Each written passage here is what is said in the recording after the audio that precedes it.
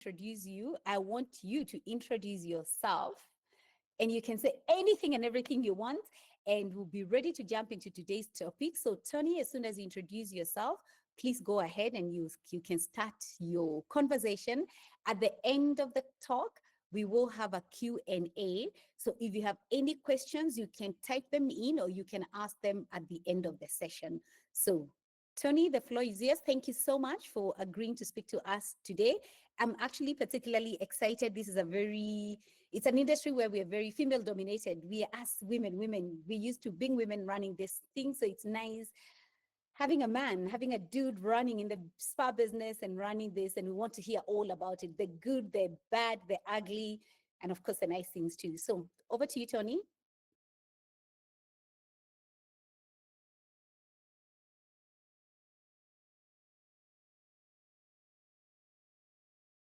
Tony, you can hear me?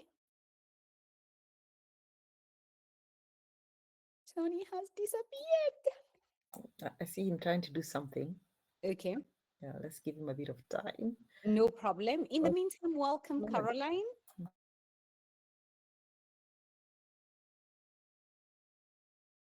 Welcome, Elizabeth.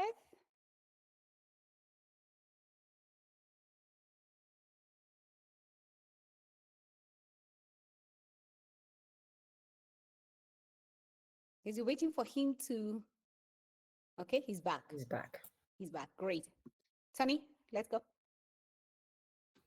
Yes, hi, how are you? Great. Yes, thank you so much for the invitation. I hope you can hear me loud and clear. Yes, we can. Oh, that's very good. I have a small presentation. I want us to, I don't know if you've allowed me to share my screen. Yes, please.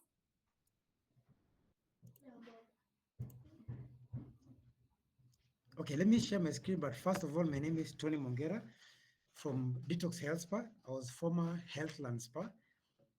I've been doing this business industry for health and wellness for the last 10 years from 2016.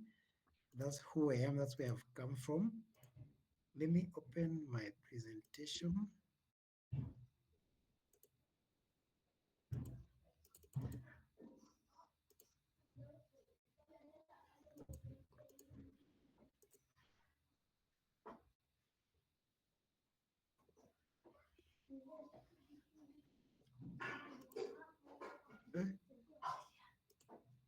What have I done?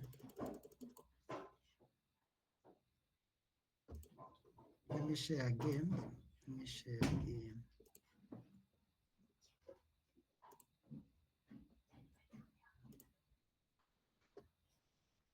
Can you see my screen? I think this is not right. Something is not right. Yeah, something is not right. Yes. So maybe you something need your. is not right. No, I know what I'll do. Uh-huh. The best is to share the entire screen. Okay. Can you see the Yes. presentation now? Yes, now we can. Okay. Thank you for that. Tony Mongere is my name from Detox Health Spa. I was former Healthland Spa. I've been in the business for 10 years. And it has been how you've just said, my dear, ups and downs. I like the flyer, because actually I did my presentation with the flyer in mind. Inside the spa business, profit, passion, and pitfalls. That is exactly what I've done. Let me just start with a brief history of me, myself.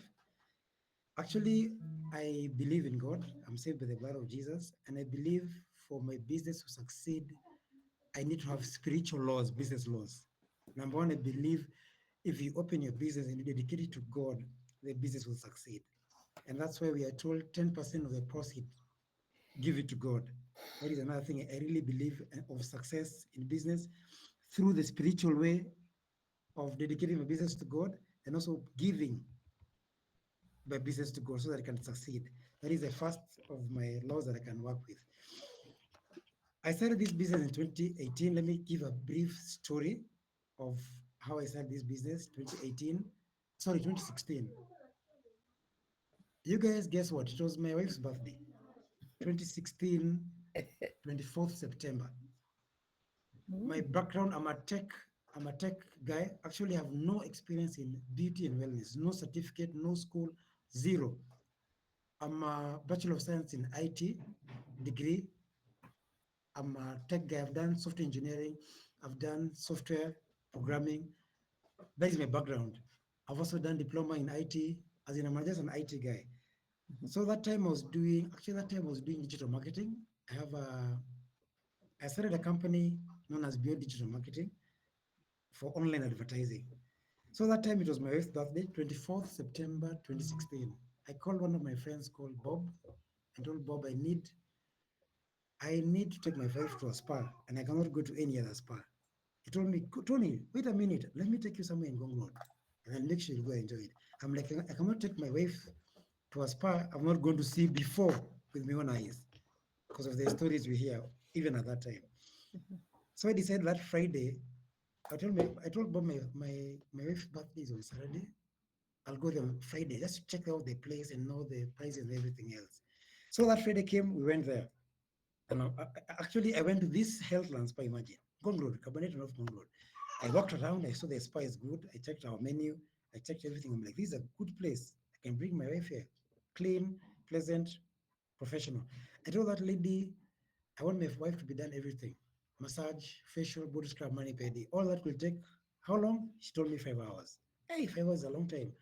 What will I be doing? She gave me a good package. I'll do deep tissue, body scrub, and manicure pedicure. I remember that time. So that I cannot just wait for a very long time. So the day they came for the birthday. Guess what? We're in Kasarani. That time I was living in Thika Road. Actually, even tied my wife's eyes so that she cannot know where she's going. So I tied her eyes through Thika Road to Gong Road, and we arrived at the place because it was a surprise. We went through the spa. They had a steam bath. We did steam together. We did also massage together. It was very nice. After doing the massage, actually, it was not I had stayed for a long time after the massage because the last massage I had from 2016 was during my wedding in 2015. You can imagine. So nothing about spas was inside me. It was a very long way, very far away. So for after actually we did massage, couple massage. She did facial, as many don't care about facial. When it was being done facial, sorry, we did steam bath, we did body scrub, we did massage. After the massage, when she was being done facial, we went to the manicure pedicure area. It was downstairs. When I was being done manicure pedicure, I called the manager. Hi, how are you? I loved the services. The place was nice. I had a nice time. I told them, how do you advertise? Because I can't see any of your pages online. So I went online and checked. They don't have any advertisement online from Facebook, Instagram, Twitter, zero online presence. I told them that's what I do. I do digital marketing and I can come and really do serious digital marketing from this brand, Healthland Span, and make sure you go to the next level. So the lady told me, do this. You come with an invoice and let's meet on Monday and discuss about business. So we actually arrived there at 2. This time was doing manicure pedicures around 7. I had made also reservations for Crown Plaza dinner at that time. By 9, you can imagine we're still finishing up on the spa, manicure, pedicure, my wife is still upstairs. We even late for the reservation. The only good thing I knew someone there, so we had to rush before the buffet was closed at Crown Plaza. When I arrived home, the best thing my wife told me, I eat every day, but the way I feel my body, the spa wellness treatment, this is the best thing you've done for me. She was very happy, and that was the best birthday gift. Guess what? Monday, so I'm coming to do digital marketing. I came there around 2 to meet the manager because now I want to give the out. I'm looking for business to do digital marketing, online presence for the spa. So I met the manager, and she talked to the real boss. Actually, there was another real boss. She talked to the real boss, and she told the real boss, now, Tony, we have got 2 options for you. You can do digital marketing. Give me your invoice. I give them my invoice, how much I'll charge them to make sure that they appear online in all platforms. The second option she gave me is number 2. We want to list the whole place to you and do digital marketing. Everything, run the whole business. And the only catch is only a transition of the catch will only tell you to pay rent, nothing else. I'm like, what? I thought about it. 2 options. Either I do digital marketing or I take the whole business and run and do digital marketing. Then I asked what is the catch. I'll only pay rent and 1 year lease agreement. No goodwill, no nothing. I'm like, what? I said, this has come too fast. So I decided, I told that lady manager, give me a minute. and I decided to work out. Winnie, guess who I call when I work out? Who did you call? Just guess. Give it a guess. Linky. No, let's go to the lady Lucy. Who did I call? Lucy Emerson. No. Lucy, give it I want Lucy to give it a try. Who did I call when I went outside after getting such information? I want to make the session interactive. You called your wife. Sorry? You called your wife, of course. Yes, I called my wife, of course. Yes, great. Thank you for the answer. I called my wife. My wife told me, hey, we should not run, we should not rush, we should not rush to into a business we don't know about. As we're spiritual people, we should pray about it.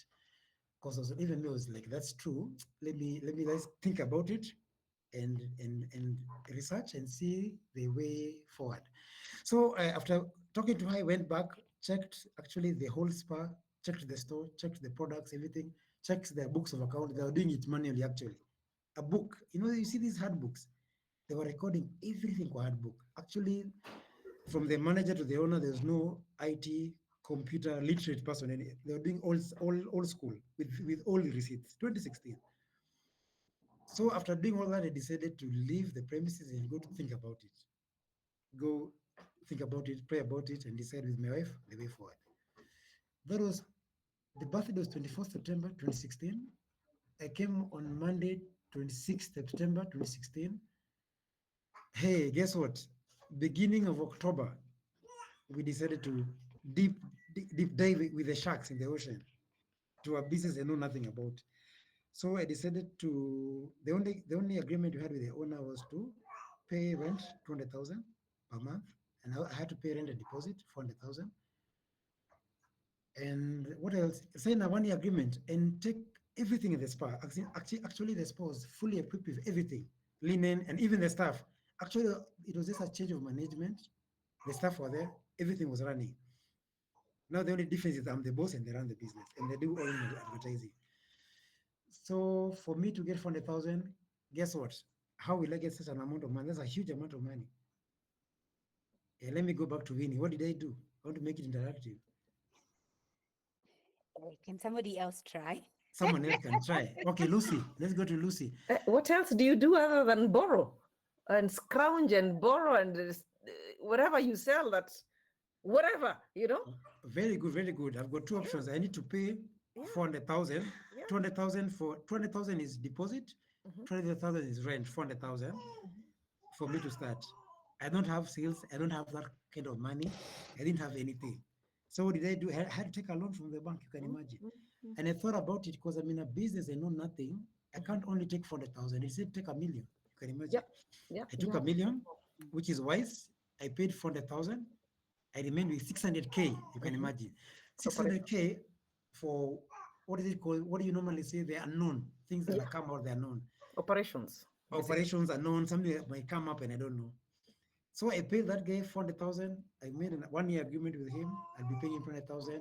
And also the agreement had that I used all the facility, the material, the towels, and even the staff at that time. So 1st of October 2016, I started a business I know nothing about, which is known as health and spa, legally. And yes, and I started the business. Shock on me, end of the month, only 2 clients came. I can't afford to pay rent. Actually, I only had 3 staff at that time, the ones I took. I'm like, now what do I do? This is crazy. What have I taken myself into? So you can imagine, 1st of November, hey, I need to ask the question again. Let me make it interactive. I don't know who will answer. I can't make ends meet. I can't raise rent. At the end of the month, only 2 clients have come. How do I continue? How do I pay rent? Can someone interact? I don't know. I can't see even any name. Who can just say a point? Just give any suggestion or a clue. What did I do? Hello, am I alone here? Come on, guys. Let's talk to Tony. Yes, I want to make it interactive. If it was you are into a new business, only 2 clients have come. It's end month, you need to pay rent, and you cannot not afford. I cannot afford to pay 200,000. After the story I've given you, what was my next move? You shut it. That's also okay. That's also a good idea. Next, any other person? You borrow again. You borrow again. That's another reason. Okay, another one. I like your suggestions. You know, Tony, you're speaking from reality. Yes. Mm. So imagine, and people Yes. here have tried, and they Yes. know what happened. Yes. And it's 10 years down the road today, and you're still alive. I think Yes. this is a very challenging moment. Yes. But what did I do at that People time? ask themselves, am I mad? Yes. That's what I'd have asked myself. Yes. And immediately then I'd say to myself, okay, Yes. that is just 1 month. I need to understand this business better. Yes. Because you said you could Maybe know it. Okay, You that's must good. understand this business better. Okay, So what does that mean for you? that's a good suggestion. Any other person? maybe you had to cut down the labor. That's also a very good, wise suggestion. Any other person? Any other suggestion? You prayed. Yes, obviously I prayed. Obviously I prayed. It's the first month of business. I know nothing about, no experience. Only 2 clients have come. I have to pay 200,000 to the person I signed an agreement. I don't have the money. What did I do? Any other suggestion? The last one? Then I tell you what I did. You have to restructure or close and restart. That's also a very good suggestion. Any other? Oh my goodness. Tell us what you did. Okay, let me now tell you. It's October. Sell the business. Darlington is saying sell the business. You cannot sell in 1 month. You don't lose No. hope. There's faith. There is faith in Yeah. Jesus. You cannot sell after 1 month. And you've got a loan at that time, yeah? You took $1 million, you said. Very good. No, I wanted people to say that. Now you have a I loan used called $1 million. very Actually, good. you have 600K. You haven't used. Yes, That's yes. 600,000. You have That is the 600K. answer. That is the Continue answer. with that money of yours that you borrowed. That is the Remember, it was answer. a eventuality. Yes. We don't know what will happen. Yes. Yes. So second month now you put in another 200. You're Yes. left with 400. I'm assuming even by that 600 you might have delved into about 100 already. So you Very probably good. have at hand now Yes. the 300 600 left. minus 100, which helped you in the operations to begin with. You Yes. probably have about 400 to 350. Very good. You've answered the Comfortably. question. Imagine I went to the loan money. You can what else can you do? I've got Nothing. 600K. I took the 200,000. I remained with 400,000. But imagine the loan money has got interest. You Yep. can imagine. So at the same time, I'm still paying the bank. Exactly. Yes, I'm still paying the bank. Mm. So that's what I did. I used the loan money that I have, which was security. If anything happens, I go back to the money. But guess what? That happened to me October, November, December. You can imagine.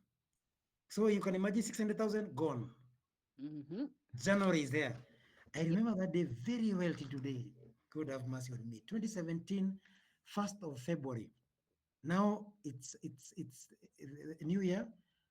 I've struggled to make just 100,000. The landlord that time was Mr. Isaac, called me and was very furious that he wants to chase me away. I told him I've tried na mimi nimeshindwa. It has been so hard. October, 20,000 loan money. November, 20,000. December, 600K is gone. So end of February, I have to pay. End of January, beginning of February. Actually, it's the rent of January. I have to pay with the process of the business, but I struggle and I can only get 100,000. That's all the money that I've got. So I tried to explain to the landlord. The guy refused. Have you ever talked to someone? Actually, he was really furious and talking to me like he'll chase me away. Have you ever talked to someone who's arguing with you on the phone and you cannot say anything? Oh, hey, it's like just arguing that he'll chase you away, all those things, and I can't say anything. The only thing you can say is, I've only made 100,000. I have nothing else to do. So I had to make the other 100,000 to pay that guy rent because he actually is very angry and he wanted to chase me away. At that time, 2017, February, I had to now diagnose the business, go back to what is wrong. Number one, I took a business that after doing it's called a SWOT analysis, strength, weakness. When I went to the weakness, I noticed that me and my wife actually, we took a dyeing business. Actually, after doing research for the 3 months, I took a business which was formally auctioned. You can imagine. 2015, this business was auctioned. The former owner couldn't continue the business. So he was auctioned from electricity to water. There was just crazy bills. So the Mr. Isaac that I took over to. Now let me explain like this. There was a former owner called Humphrey Minor, was running the business till 2015. He was auctioned. The other landlord came. The other landlord came now who I got at that time, stayed in the business for 1 year, was unable to run the business because he was paying from his own pocket. Then Tony came in with loan money, took the business from that time to 1st of February. So when I got all this information, I was like, wow. Actually, we asking ourselves, did he do a mistake? But now we're inside the business. Should we run away? What should we do? We're inside. I cannot afford to pay. So I told myself, let me just go back to the drawing board. Let me check. How come I'm not making money for the business? First thing I came to notice after doing analysis, the staff. Because what did I do? Because I didn't have knowledge and I didn't have the knowledge at that time. Actually, it was a mistake. I took the old staff who used to work at that spa. That was the worst mistake. Why? Some of them were chased away. Some of them didn't have integrity issues. Some of them are not professional. So all this time, I took the old people to that spa. What were they doing? They were doing unprofessionalism, number one. They were stealing, actually. Actually, the biggest chunk that I lost on those 3 months was stealing. Because actually, what I was doing for digital marketing, which is my profession, was bringing in customers. But when they come in, what happens? Unprofessionalism, theft, theft. So what happens, Tony? Money is not getting into me. I cannot afford to pay. So what did I do at that time at February? Hey, let me now throw it back to you guys. At that time, I was doing my SWOT analysis. I cannot pay the owner because I actually told the owner to give me time. He can refuse, but he was so angry, but now he didn't have a choice. When I went to the drawing board, I had to make a radical decision. Either I'm in or either I'm out. Let me throw the ball again to make it interactive. At that time, 1st of February 2017, what decision did I make? If you're in my shoes, what decision could have you made? Let me make it different from what Fire I did. everybody, start afresh. Who's that? That's Winnie. Yes. Very good. Any other person, Lucy? I do exactly that. Fire everybody and start afresh. Very good. Any other person? Any other suggestion? Because you're saying Yes. you did a SWOT analysis and you were finding out your weaknesses. Yes. In your weaknesses, you have identified something called, first of all, the historical perspective of the business Yes. was weighing you down. Yes. So you must see how you need to give it a new life. Yes. So that is huge for your marketing. So you Yes. need to clean out that old image. Yes. Secondly, you have taken on staff, Yes. and these staff have become baggage to you. Yes. So they're not anymore helping to push the business. So what you're finding is that they are being unprofessional. Yes. They're stealing from you. Yes. And you still have that factor of a loan weighing down on you. True. With interest. With interest plus Yes. interest. So you have 1, 2, 3, 4, 5 areas that you're finding that one way or the other, you must be able to see how you handle these aspects. So it's easy. You can rebrand. Yes. That's what I would do. I would immediately Okay. want to rebrand. Whilst Okay. I'm rebranding, I would think about changing the staff and get professional staff, because you said Yes. some of them were being unprofessional.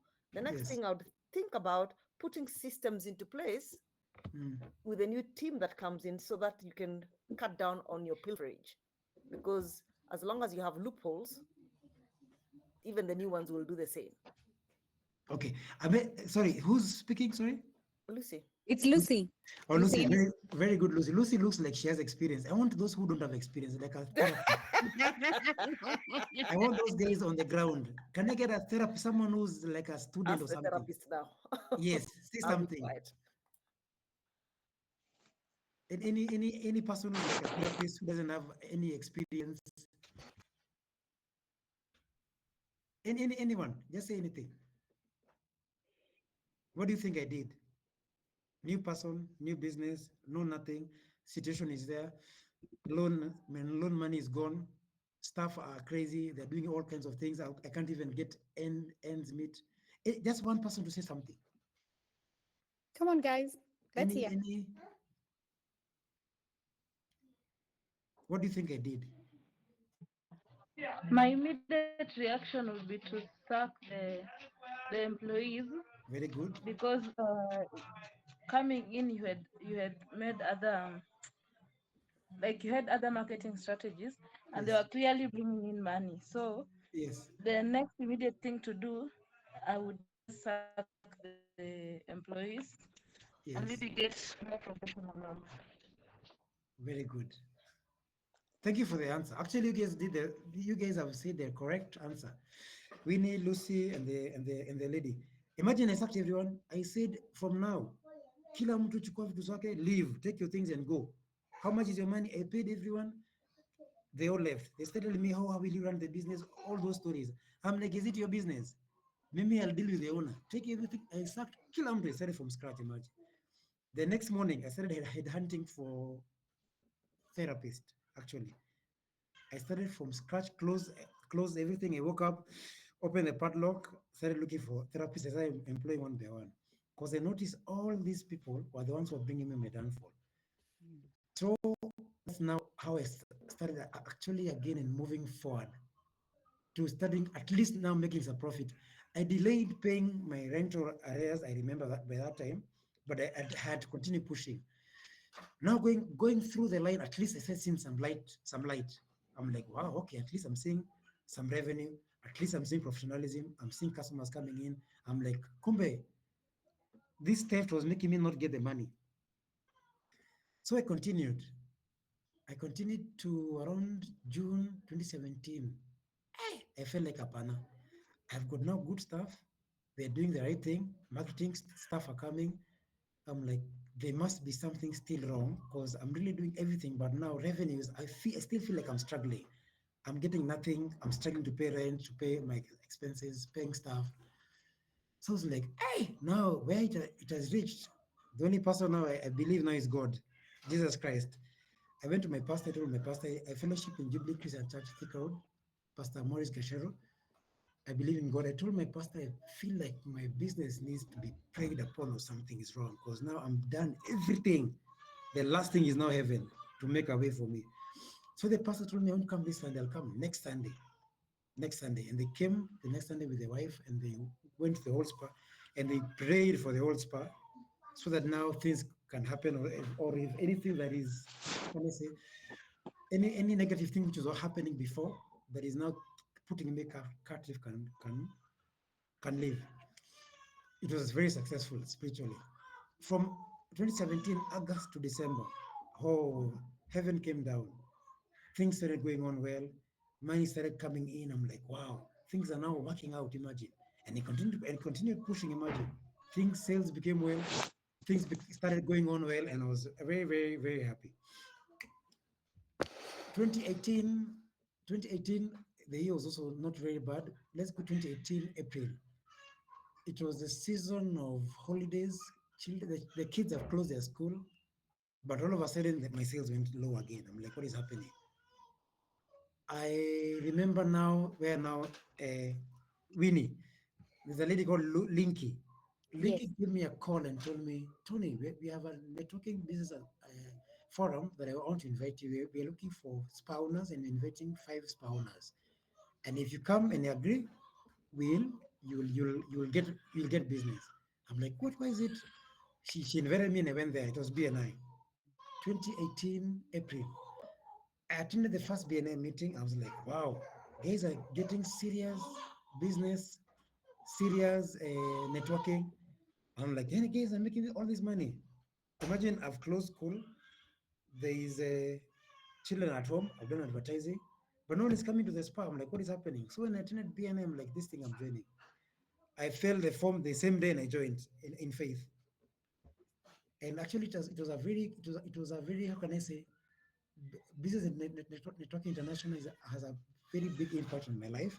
I can say that because from there I got serious networking and serious business. You can imagine all those guys from when I joined. Actually, I joined in actually the 1st of May, 2018. And you pay a membership. That time I was paying a membership of 50,000, which I didn't even have the money at that time actually. Actually, the guys who came, I gave them a post-dated check because I knew them. If I pay them the money, I won't be able to pay rent. So I put a post-dated check for 3 weeks, and actually they didn't even see the date. I was already enrolled of 50,000. That is a membership at that time plus VAT. In 1.5 months of BNI, I made 150,000, 3 times the amount of money. I'm like, what? This thing is crazy. I'm making good sales.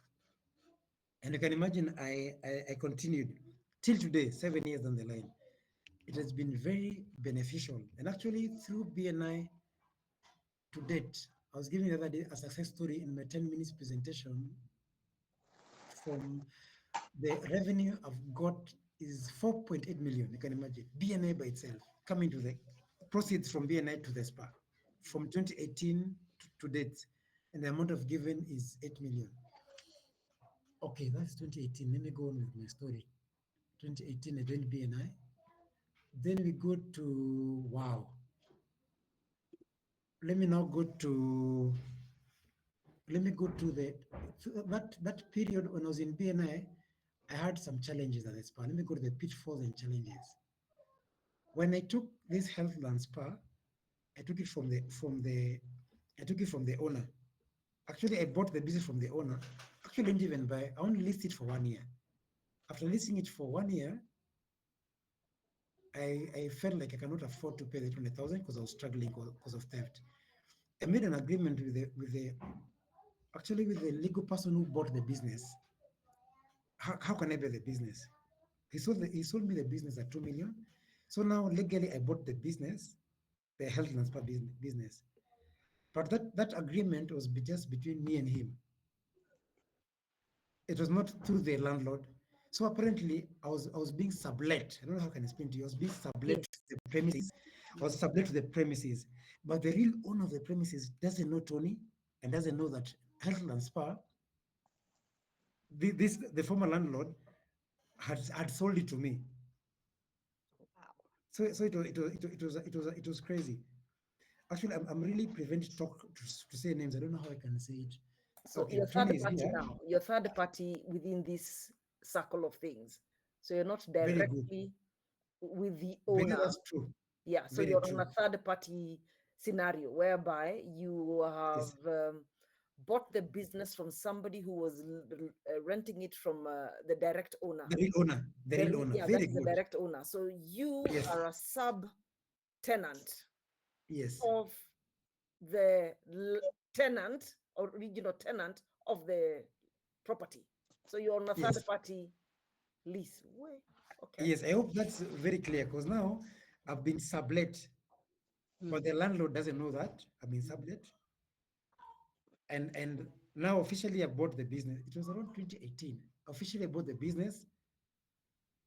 Actually, it's not even official. Hey, let me shock Yeah, you in guys. shock. Let me shock you guys. It was even unofficial. It was not legal. There was no lawyer. It was just Word of ni kama mouth. Trust. tuliongea na yeye. Eh. Tony, give me this amount of money.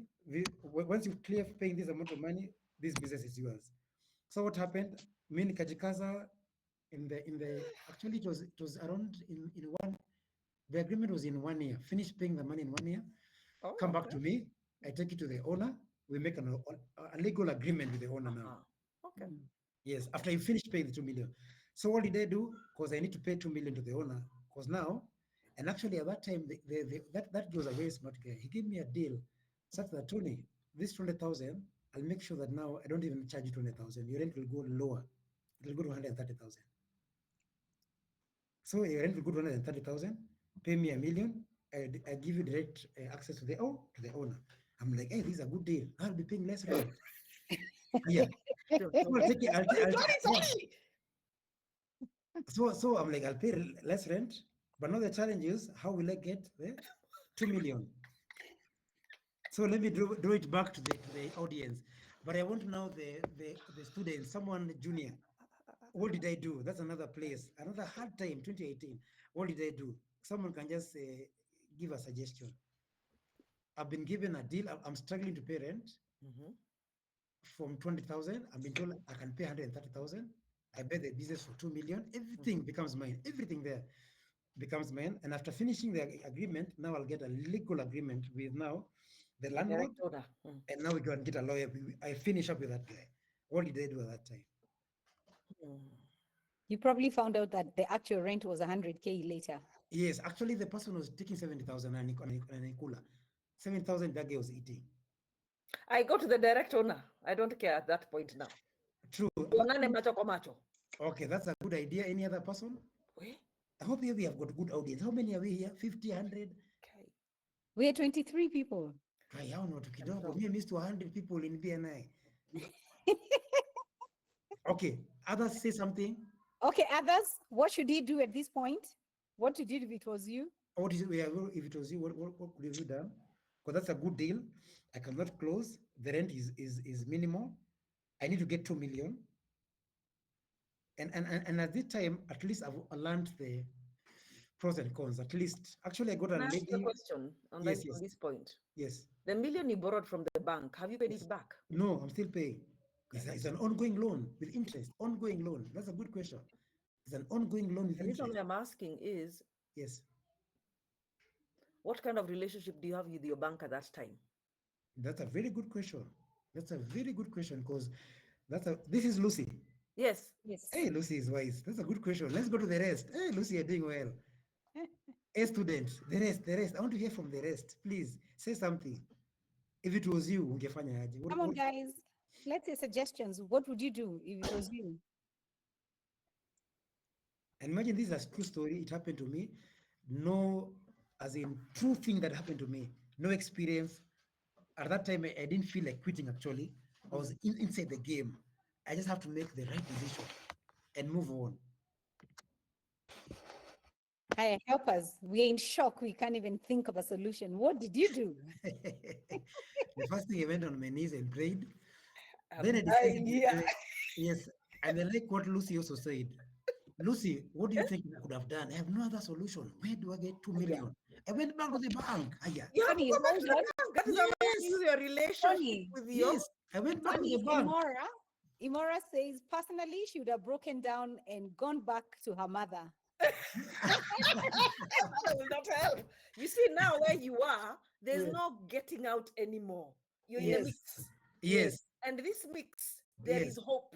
Imagine. There is a lot of future and there's a lot of hope. Already you've seen that. Yes. So what you started off as a crazy idea, Yes. actually it's not crazy. So for me, I would try yet again and become even more crazier now, if I were Yes. you.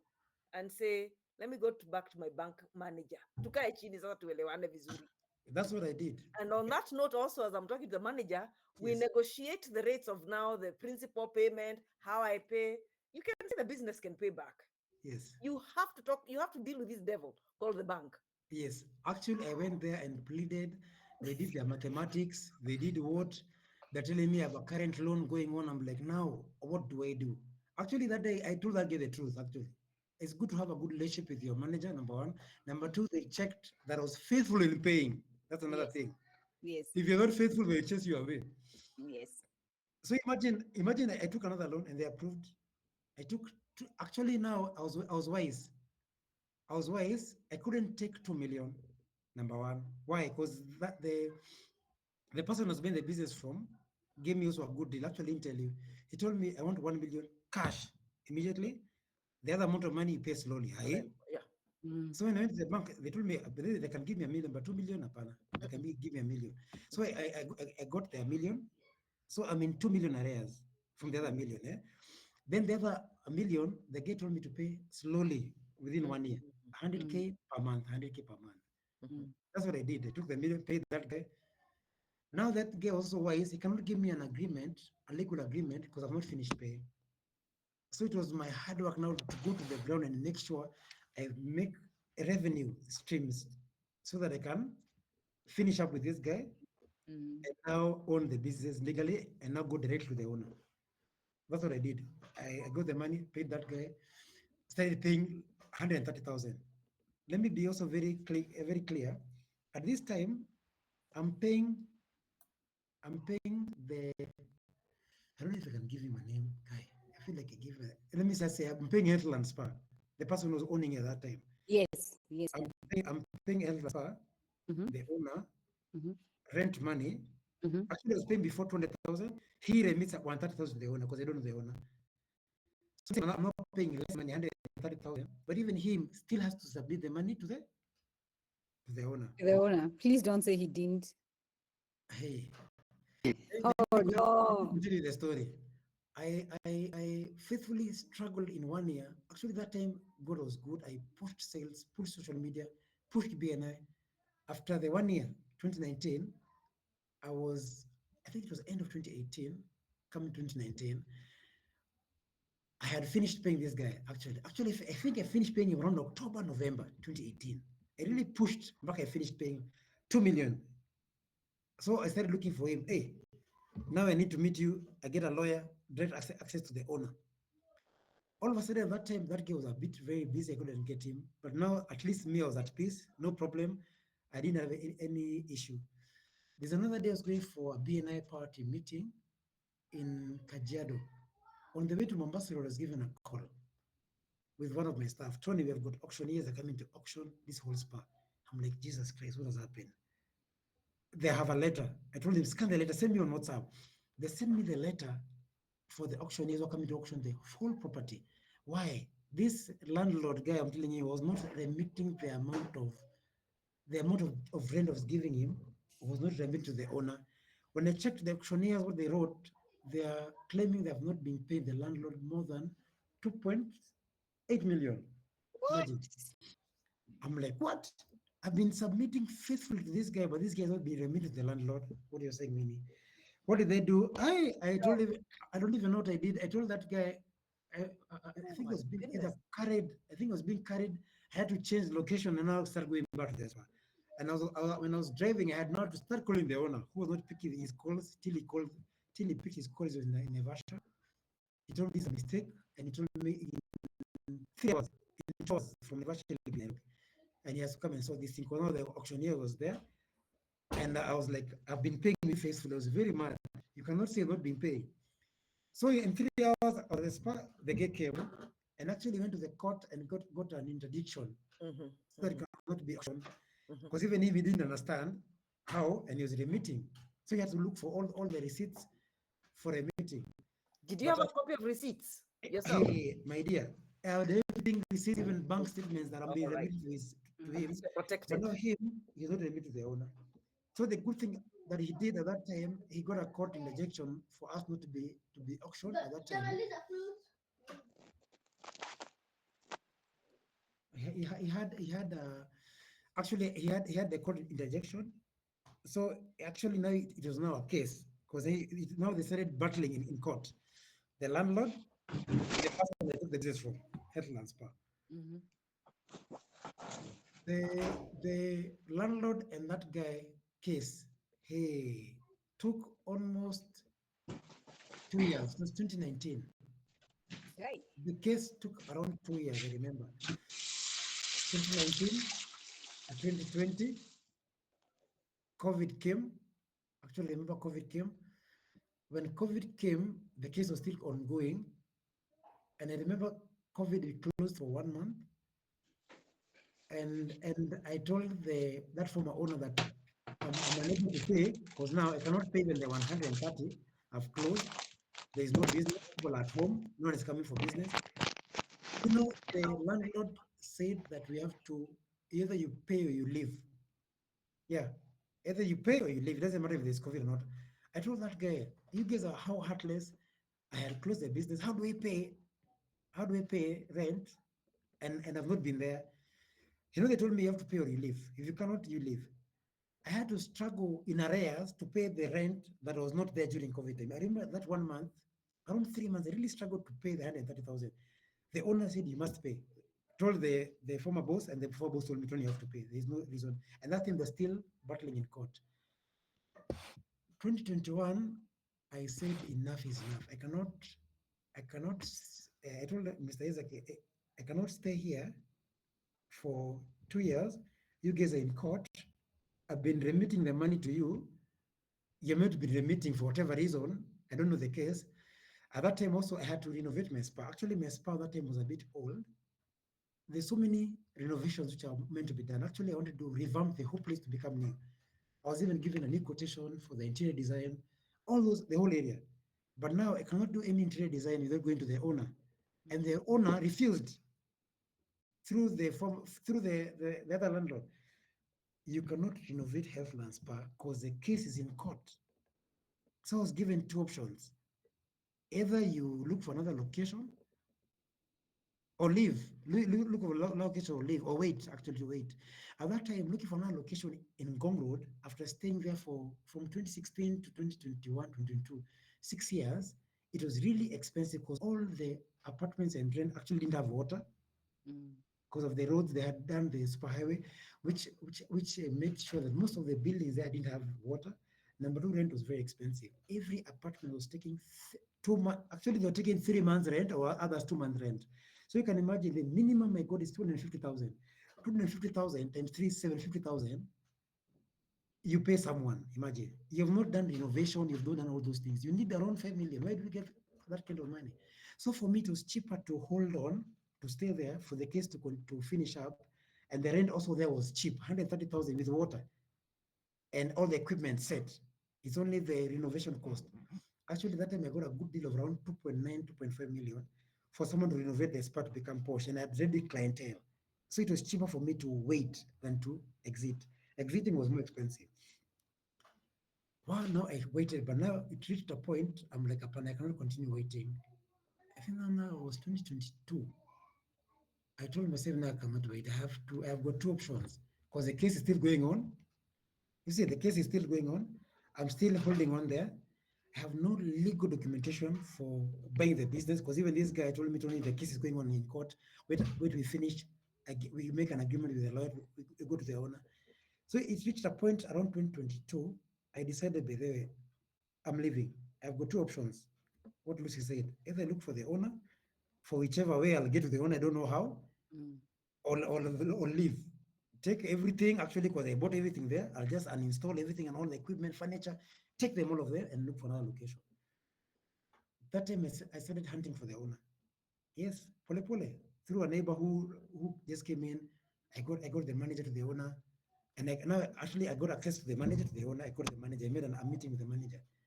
When I went to the manager, guess what? Hey, the manager chased me away.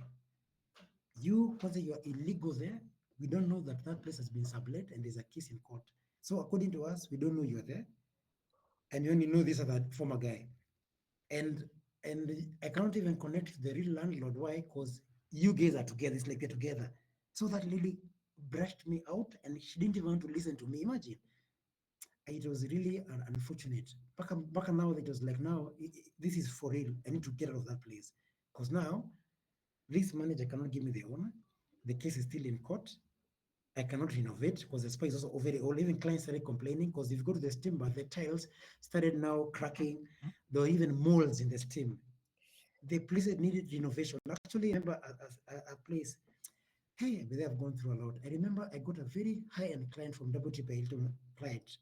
Those clients who are, how are they called? They're called those who have got stars. They're paid for everything. That guy pays nothing. He's When it comes to Kenya in any Hilton, he's paid for everything. There's a name they call it. I forgot the name. So that client came, spent 40,000. Even the 40,000, he's paying by himself, but he has a card. He'll be refunded. Paid 40,000. When he was exiting and paying using Visa card at the reception, do you know sewage water leaking from the bathroom? There was a leakage from the bathroom, was trickling into his suit. Like that, imagine. Sewage water at the reception.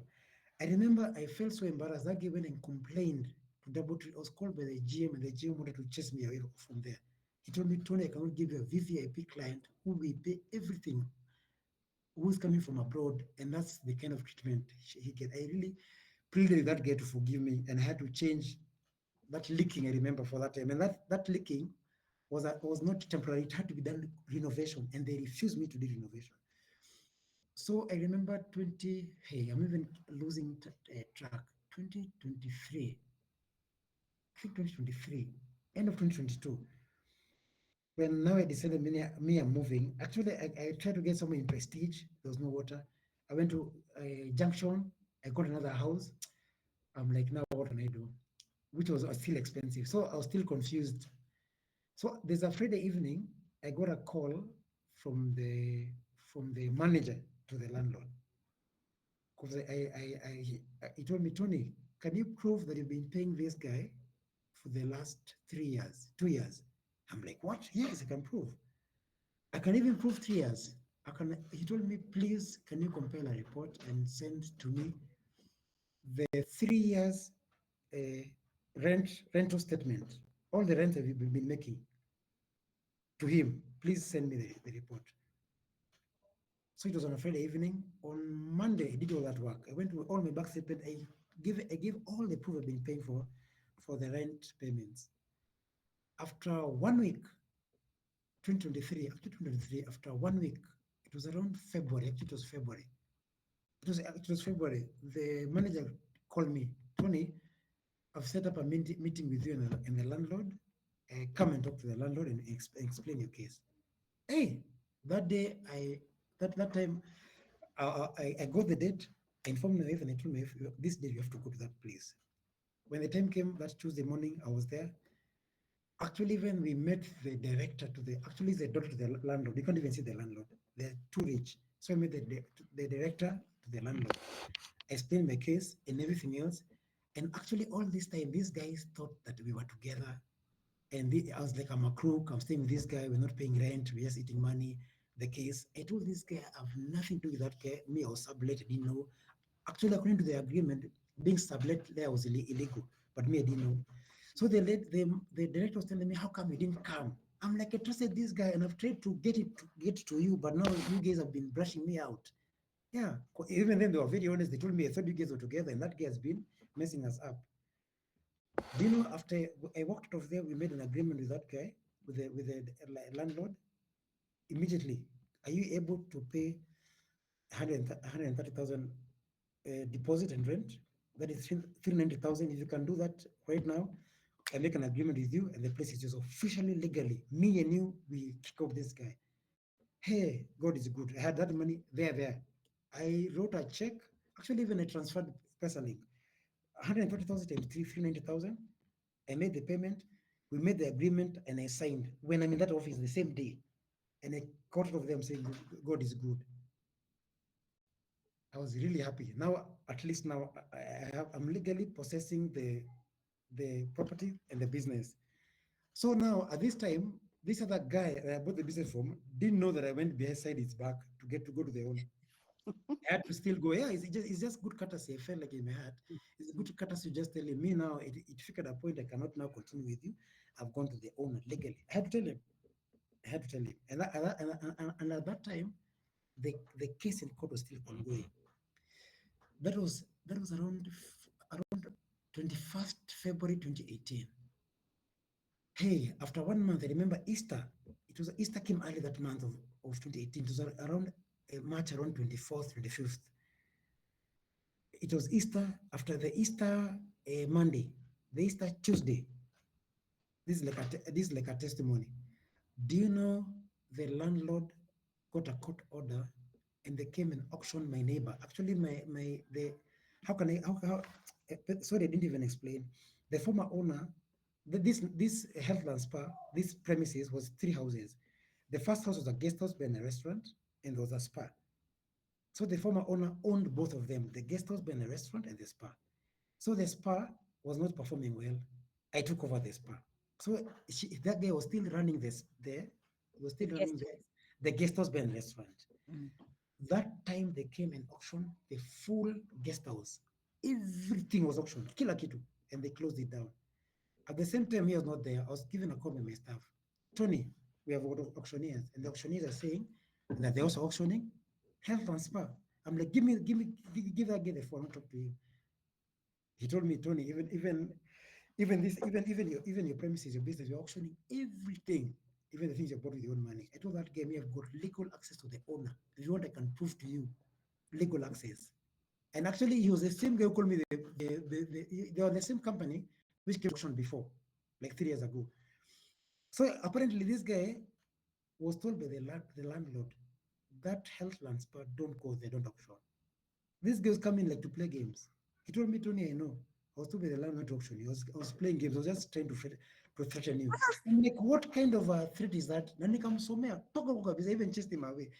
How can you come and play with such things? Do you know the things that I've gone through to get to here? I chased him. I imagine I was playing like a joke. It was serious business. The owner told him, don't touch me. But he was saying he'll start with a generator and all those things. So I told him, you're joking. Get out. He thought it's a joke. That day was auctioned. And that way, that is the day I knew it's good to pray for your business. So you can imagine, food for thought. I want you guys to learn something. If I didn't go to the former owner, actually, if I didn't get access to the former owner, actually I had got good options. It's either I get to the owner or vacate. Because if I didn't go to the owner, guess what? I could have been auctioned. Mm. I couldn't have anything. They could have taken everything.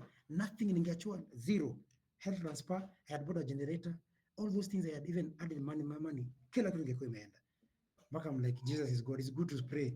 Because me, I could have lost kila kitu. Because it was very shocking that they auctioned me. And I moved on. Actually, me and I moved on. That was 2020, 2023. 2023. April, after the Easter holidays. So me continue with my business. Now the other catch, this former landlord, the name Healthland Spa was not in my name because we didn't finish Oh, the yes. agreement. Oh, You see, yes. that's another story. Legally, Mm-hmm. it's not in my name. Mm-hmm. So when I went to the AGs, I found the legal owner. The first owner was auctioned. Mm-hmm. I tried to make a deal with the person. The person refused. The person was charging me 500K, half a Of million, course. to For the change name. for the name because of goodwill and all those Yeah. things. Once Mm. he's telling me, no, there's energy in the highway, you're making money. I Mm-hmm. told that, okay, that's too expensive. I cannot afford. And for a name, I rather come up with a new name because now I tried to negotiate because of goodwill, actually, because it was a good name. Mm-hmm. I tried to negotiate the name, the guy refused. Actually, I put him down to 100,000. He refused. He told me, take it or leave it, 500K. So I told him, what I can do, me, I'll just get a new name. I Mm-hmm. cannot afford. That guy, funny thing, he started now, how can I say? Hey, what can I say? Trying to sue me through lawyers, Yes. frustrating me, all those things. He tried to do all those things, sending me funny messages. I started getting threats from KRA, funny things. So I blocked him. I had to even me start looking for legal advice. He really disturbed me. So I was like, now, because I cannot keep this name. I've come up with a new. I have to come up with a new name. But also legally, at that time, I remember when he was auctioned, the former landlord who was auctioned with the guest house legally also bought everything from this guy. All documentation, he had all the documentation. The only thing he didn't do is change the name at the AG. Only that. So legally, if anyone was supposed to come and sue me, was the former landlord, the one who was auctioned the guest house. Actually, I came to discover that bad eye. Not the first guy, because this guy has documentation. I bought everything from you, the whole business. That even includes the name. The only thing I didn't do is change the name in the background. So that's another challenge I got because the guy wants to sue me, I get letters, funny things. He was trying just to give me all those all those challenges. That was not 2023. 2023, I remember 23. And all this time also, I was still getting these other wow, I was still getting these other challenges. I'm wondering how to scale up the story after 2023 when I had the legal, everything was legal with the owner. This other guy refused me to do. Oh, actually, refused to give the name to me because I can't afford. He wants half a million. I can't. I was only affording 100K. So I decided to now I need to rebrand. Actually, that time I decided to rebrand. For me to rebrand, I decided to rebrand in a new way. Now to make sure the place looks new and posh now. Because now I have legal right to the owner. See, now I can go to the owner and tell him now I want to rebrand and renovate. I remember 2023, I went now to the owner and I told her, I want to renovate, to rebrand the place through renovation. They told me to wait. I didn't understand why. 2023, 2024 also came. I told them, You guys have taken too long to decide. How come I'm not getting any response letters? Question. I'm calling the manager. Yes. The name they have on documentation legally is Heathland, isn't it? Yes. No. When I signed the agreement, How did you sign it? when I signed the agreement with the landlord, I signed with my new name. I The see. new name of Detox Health at that time. Okay. Actually, the name started in 2024. 2024. Sorry, let me remove my jacket. So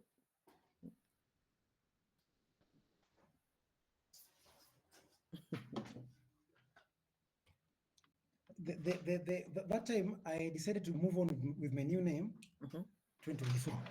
So I decided to do this to make sure that I come up with a new name. After coming up with a new name, the next thing was renovation. When I bring clients, they find it's a new spa, you understand? For more ambience, everything is posh. But not 2023, nearly the whole year they delayed me. 2024 is here. I remember it was a February, I wrote an email, I talked to the owner, they're still delaying me. I'm like, there's a problem here. What are they not saying? I've paid rent, there's nothing I'm not doing. And I want to, I don't just want to change the name, just put a new name and everything is okay. So I actually decided to look for legal advice at that time. I remember that's why even BNA came in. The first thing I had a very good lawyer. The lawyer told me, Tony, you have got everything legal. Actually through the landlord, you cannot be auctioned. Legally with the landlord, you're okay, you're paying rent, not in auctioning. Number two, the name that you're using, that is the biggest blunder which will happen to you. He gave me an example. The person registered under Health and Spa at the AG, yes, if he has a case in court, any case in court It will be you. that it's is you. answerable, Mm. that is answerable and is found guilty, what do? Do you know those guys will come and auction me everything? They'll Because come they and take, don't know anybody other than that yes, name. and they see the name everywhere. So Yeah. legally, I was told, Tony, you rather than remove that name, put your name, Yeah. even though the place remains old. That's another thing people don't know. Hmm. And I told my son, what do I do? Because that's true. Because if any case comes in, auction, and that guy had very funny things with the KRA, you never used to pay. So I knew upper, neza kapatikana. So now I actually is weird. I held into that name, thinking of my next step through the 1 year, but not 2024. I had to make a decision. I cannot continue with the name. I'm talking to the owner, the landlord, which I'm in good terms, but now they're not agreeing to give me permission to renovate the place. Interior design, I've done the designs, everything is ready. It's only a go ahead. Imagine. It's really unfortunate. So 2024 March, I wrote an email. Actually, that's the time now they replied back. Tony, please hold on. We are not allowing you to renovate. Now I had to look for that guy personally. We talk now. Now Palimefika, I have to discuss. I cannot just keep reading emails. It's very weird. They're still not giving me any good answers. You understand that people just keep rotating and keeping me waiting. Till that time, till it was I think till August. Till August. Actually, that's another story I tell you that I had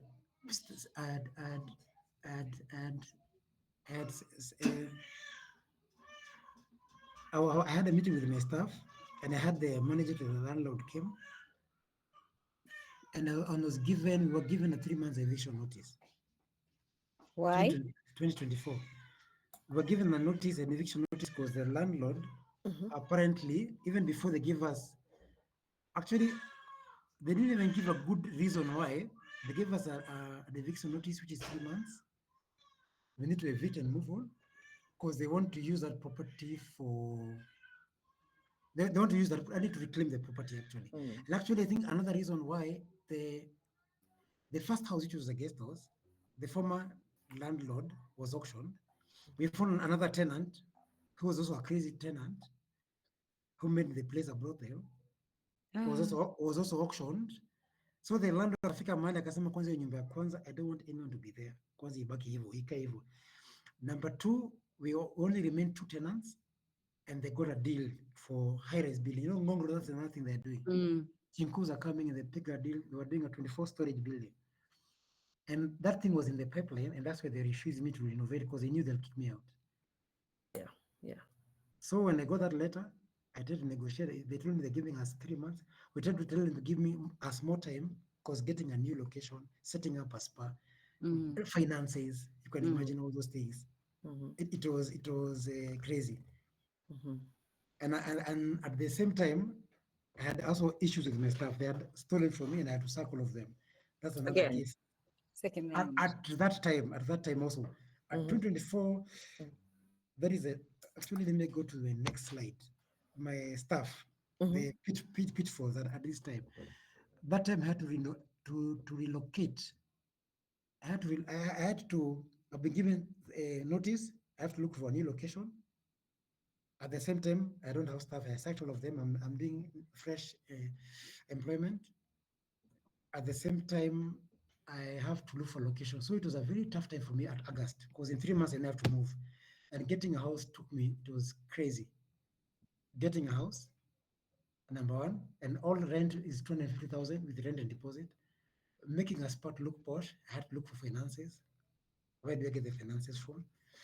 At the same time, at that time of my life, I noticed that all my stuff was stealing from me. Actually, they had collided. Actually, it had been happening for a long time, nearly more than 1 year. And those are the spa pitfalls. I've written here, spa staff workers. I've written all these points and for unprofessionalism. Others were hiding, but they're doing funny stuff, laziness, unskilled stuff, and theft. Theft is one of the biggest things. It's not only me. Many of in our industry we are being stolen from. Number one, that time when I had issues, I was also still doing my tech consultation jobs, side hustles jobs, and I get a job I go. So I remember that time it's really unfortunate. I really trusted my staff. Even the supervisor at that time, I really trusted her. I didn't really think they can steal from me. But it's unfortunate that nearly over 1 year they've been stealing. Because even at that time, 2024, I was really struggling to pay rent. I was paying rent I should pay on 5th. I find myself paying on the 15th because of theft. But I didn't know it's theft. But when I discovered they are stealing from me, how are they stealing? When a customer comes like you've done 15,000, you are told the paper is not working. Actually, it's unfortunate. I didn't even realize they had removed all those signages which have pay bills. They say it's not working, send to their personal M-Pesa phones. They send to their phones. You've been sent 15,000 to your phone, they don't remit the money. They remit 3,000 to Tony. They eat the other amount of money. Right. And they did that for a long time. Before I came to know they did, and they were very wise because the first time I suspected, I sacked the manager. Actually, I put them on suspension when I suspected. And I think they once you suspect anyone stealing, don't ever bring them back. That's the worst mistake. I brought them back on board again. No, I forgiven. She stayed 2 months and came back. What? Came back to work. And I had put strict measures, but now she was more wise on how to steal. Because actually now they had from my security, I normally check from the security. The security at the gate, when 11 customers come in, they have a record which they give to me personally myself, and I compare with the SPA report. How did they get the other manager? The security gave me 13 clients. I checked the SPA report had 10, where the 3. They lied, they were just lounging at the reception. The good thing, you also had CCTV. But at that time when I was installing CCTV, they said, oh, you should not install CCTV. The clients are running away. SPA should be private. They knew what they are doing. So by the time I came to know they are stealing, they had stolen a lot of money. In 3 months, they had taken 850,000. 850,000. You can imagine. They had stolen 850,000. Sorry, a minute. Let me put charge in my laptop. Is there hope in this life of yours? Let's get to the hopeful place. We are getting there.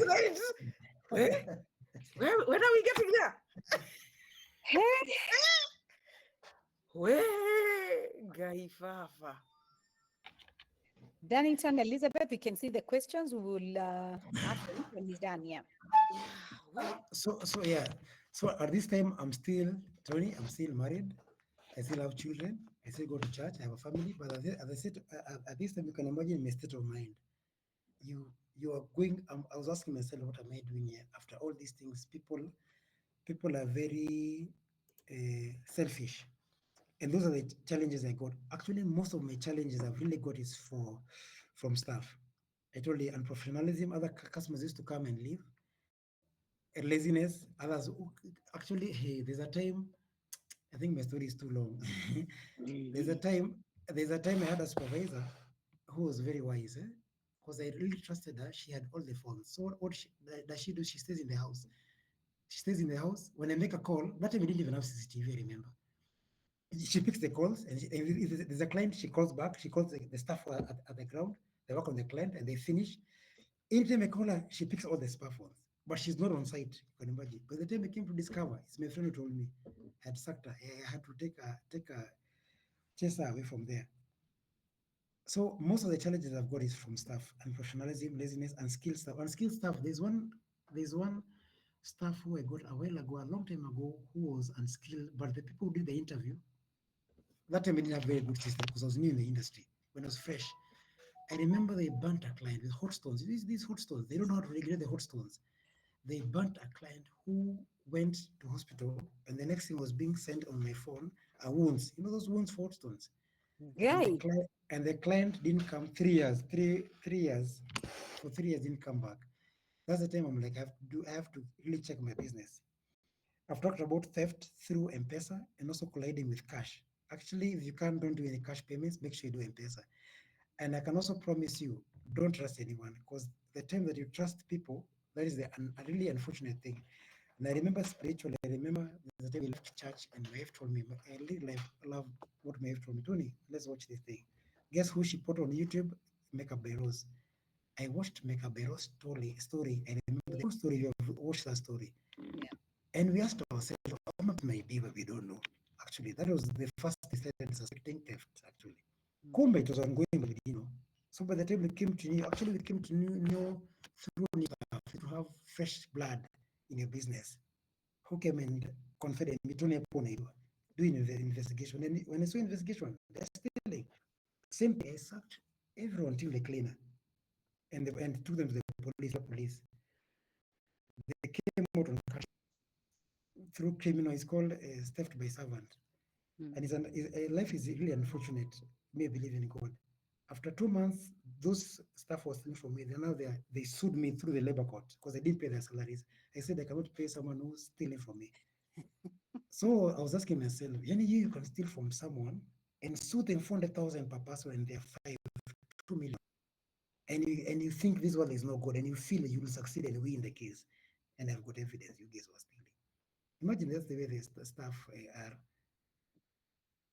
And it's unfortunate I'm still battling the case till now, because also our systems are crooked, but I know I'll be successful. They cannot win. I like the former Zoom we had about commission. That was a very good commission. In my commission, I started with 40, 30, 25%. I do on target commission. If you make 20,000 sales, your commission goes high. If you make 300,000, mine is target and commission. I don't just give commission because I felt like a customer pays 10,000, I pay someone 40%. The 6,000 I cannot afford to pay rent. Expenses were too high. So I really agreed with you guys. The last discussion was excellent. Me pay percent if you're below 20,000. Anything above 20,000, 30%. Anything above that, 40%. I go like that with the sales that you get. That is what I do. Poor customer service. I've also gotten that when when I get staff who we actually train and do all those things, but at the end of the day, something that happens is that they how can I say this? Ni kama mnazoeana na customer. I always say that. I always tell them that customer is not your friend. You start talking casual language, Kiswahili, mother tongue language, like your buddy is a customer. You stand, you sit down with the customer, now you're having a drink. That's wrong. And also staff have good attitude. That's another thing which has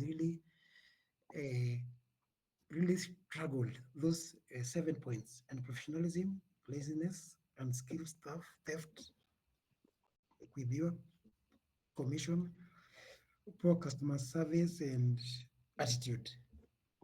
Let's go. Business competition. Let me now go to the real things. I've gotten very many business competition.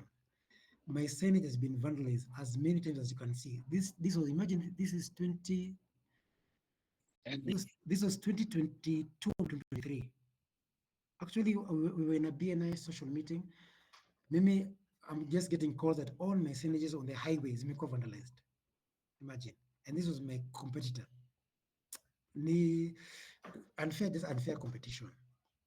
So my signature was vandalized. I reported, but even the police did nothing, which is okay. After 1 month, I had to put them up. At least the company which I do, even though they vandalized 10 times, I still put them up. That's the advantage. But the signage in the main highway is my cost, which is very expensive. So that is another thing which you need to take care and know your competition. Signage vandalism, business rivalry, and unfair competition. That's the way business is. Legal, at least I told you my story about legalizing the whole spa. And that's why when I got an eviction notice, it was like God given. I now went to a new premises. We are going to new premises, but I had looked for premises actually wisely in the same location because of my customers. I cannot leave Cabernet or Ngong Road and go to a very far place. I lose business.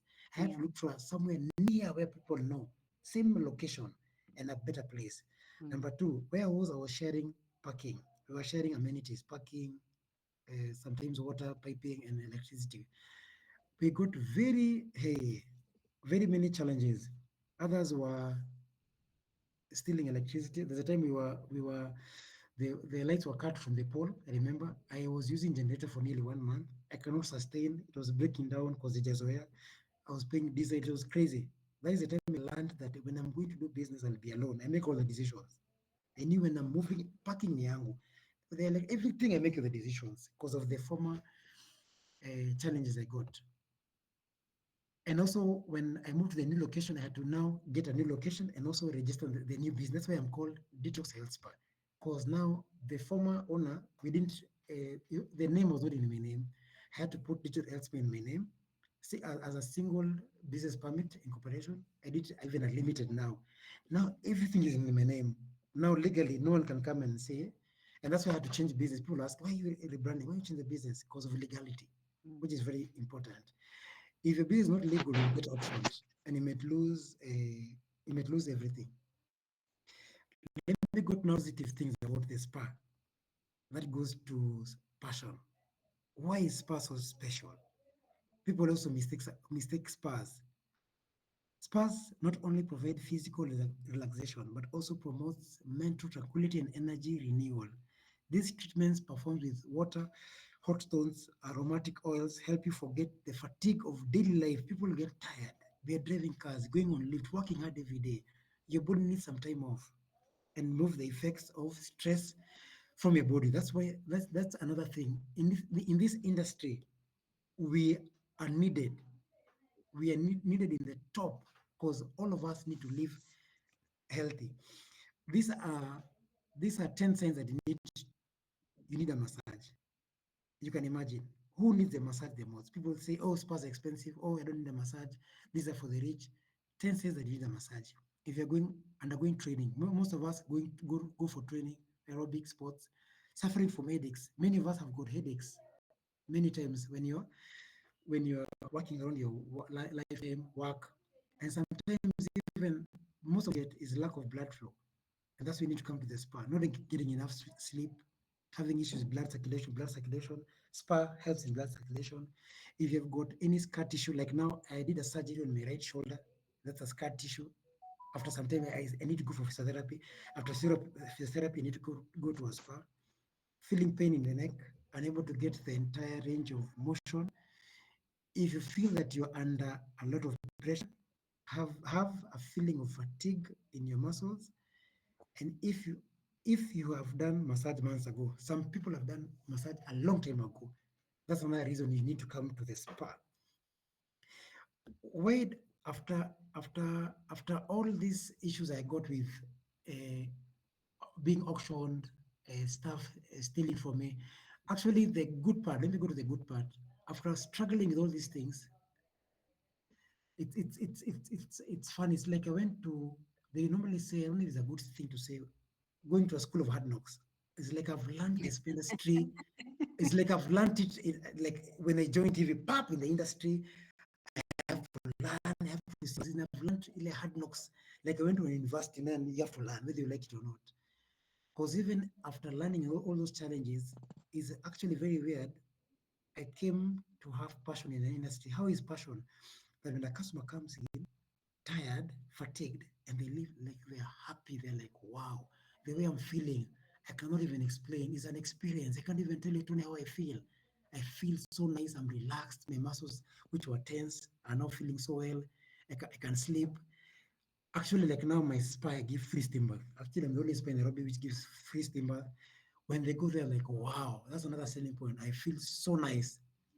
Actually, the aftermath made me have passion. If people can come in like this and live out happy, they now push this so that I can get more people to now feel happy and move on with happiness with their life. That's another thing which really made me get passion out of that. Health and wellness, spa passion. Why do you want to work at a spa? That's another reason. Actually, even I tell my staff, no one is forcing you to work at a spa. Me myself, after all these challenges, I'm still there. What is driving me? What is keeping me there after 10 years? I could have resigned. I could have closed all this headache. Me, I'm done. Why is it that even today I'm still there? Working in the spa development allows you to be part of the transformative journey of guests seeking relaxation and well-being.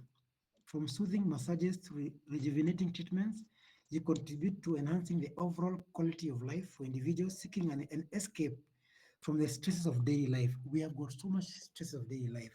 And the other day we were talking about mental health. Mental health is real. People are stressed. And I wish they knew. They would waste all the amount of money in hospitals and doctors. They could have just gone to a spa. And that would be the good medicine. But how many know that? Let me go now to the good part that people want to hear, the positive part. Even after struggling for all this time, do you know there's a good part of it? This was a research. Actually, I've gotten this research from the USA. Are spas profitable? Spas make money, a lot of money. Actually, let me also not compare. Let me just say the professional spas make money because there's another day. Let me be very frank. I got another friend, Tony, make your spa brothel. Brothels make money. They make even 10 million, 5 million, 6 million. I'm like, what? Maybe I cannot do that. Maybe I've decided to do the professional way. If I'm to make money, let me make money the professional way. The professional way is how profitable is owning a spa. This is according to the US research. The global spa industry is worth over $95 billion. You can imagine this in the US. I don't know how many of you know that. The average day spa in the US makes $500,000. That's a lot of money to $1 million annually. Profit margins for well-run spas range from 10 to 25%. That's a lot of money. You can imagine. That's crazy. That's crazy. The highest amount of money I've made in a day, I think, is 200,000. I think I made 250,000, 200,000, somewhere there. And that time I made 100,000. So I was asking myself when I was new in the industry, when things were a bit hard, 2018, 2019 there, before COVID, if I can make total sales of 150,000 in a day or 20,000 in a day, and in 1 month that's nearly 5 to 4 million, even though days vary. Some days, actually the busiest days are from Thursday to Sunday. That means this industry is good. If you can make that money in a day, and the lowest day, something like this place is profitable. So if you really want to make the money in the business and you do professional stuff, there is money in the industry. Money is there. Money is really in the industry. Let me go to taxes. This is another very much headache for people running the business. Most of us run away from taxes, and actually, even though you run away, some watakupata. Let me not even go to KRA. Let me start with the normal operations. Kanjo, Nairobi City Council. Nairobi City Council licensing. That is also evade. Actually, I was taught by my neighbors, but I found that is a very poor way of doing that. The first days of doing business. Then they decided, but then I'm not doing this. How much is it? 25,000. I made me pay. Actually, it was 10,000, 15,000. Now it's 28,000. Till single business permit, You've got fire and pest control. And actually, notice if you don't pay them, they keep coming. You hunger this one, the other one comes the next day. So I found the best thing, you pay all these guys and you have peace of mind. And actually, they even have more of a headache, Nairobi City Council than the other. So me, I pay all my taxes. KRA, Nairobi City Council, no one can come and say that you have not paid anything. Everything, water, electricity, KRA, Kwanza Nairobi City Council, they always come. More to that in Spurs, there is Nairobi City Council, there is Ministry of Health for cleanliness, there is copyright. Funny guys who come music, Yeah, music copyright. there is Yeah. music copyright. Mm. What else? There is also fire, actually. That's another awareness people don't know. I always tell my staff, I have got 3 phases of Kenya Power. The lighting, the amount of light and electricity that goes within my spa is huge. Some years ago, we had an incident. Actually, I was in a BNI meeting and I was being called by one of my staff, and she told me, Tony, there's fire. Hey, I told them, if there's fire, why are you calling me? You know what to do. That's the first thing. What have I done myself? We have trained them on fire. They've got fire extinguishers, which are serviced. After they are serviced, we do regular training and they have certificates. But at this instant, this lady just what can I say, panicked. Mm. There was a client very early in the morning at 8 a.m. in the morning. So there's only the cleaner and that lady. So the client came in. The client went to the steam bath. As the client is enjoying the steam bath, the lady went to prepare the massages and all those things. As they preparing the massage, when he was going up the stairs to the walkway, the lady just saw a big flame, dropped dropped all Oil. the oil and all everything. And now in that confusion, it's unfortunate, and I had taught them what to do. What is the first thing you do? They called me. I'm like, why are you calling me? What is the first thing you need to do? Go to the main supply. Put Switch the off. main switch off. After the main supply, number two, go to the fire extinguisher. Which one do you put? Do you pick? You'll have the knowledge. Carbon dioxide or water.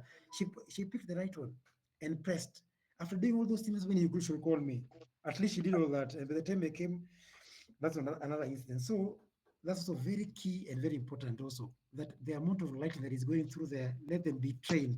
Because now, another thing, you also for Nairobi City Council, I don't know if you guys knew this, if you've got fire in your place and God forbid you lose everything through fire, or during the fire is just continuing to spread.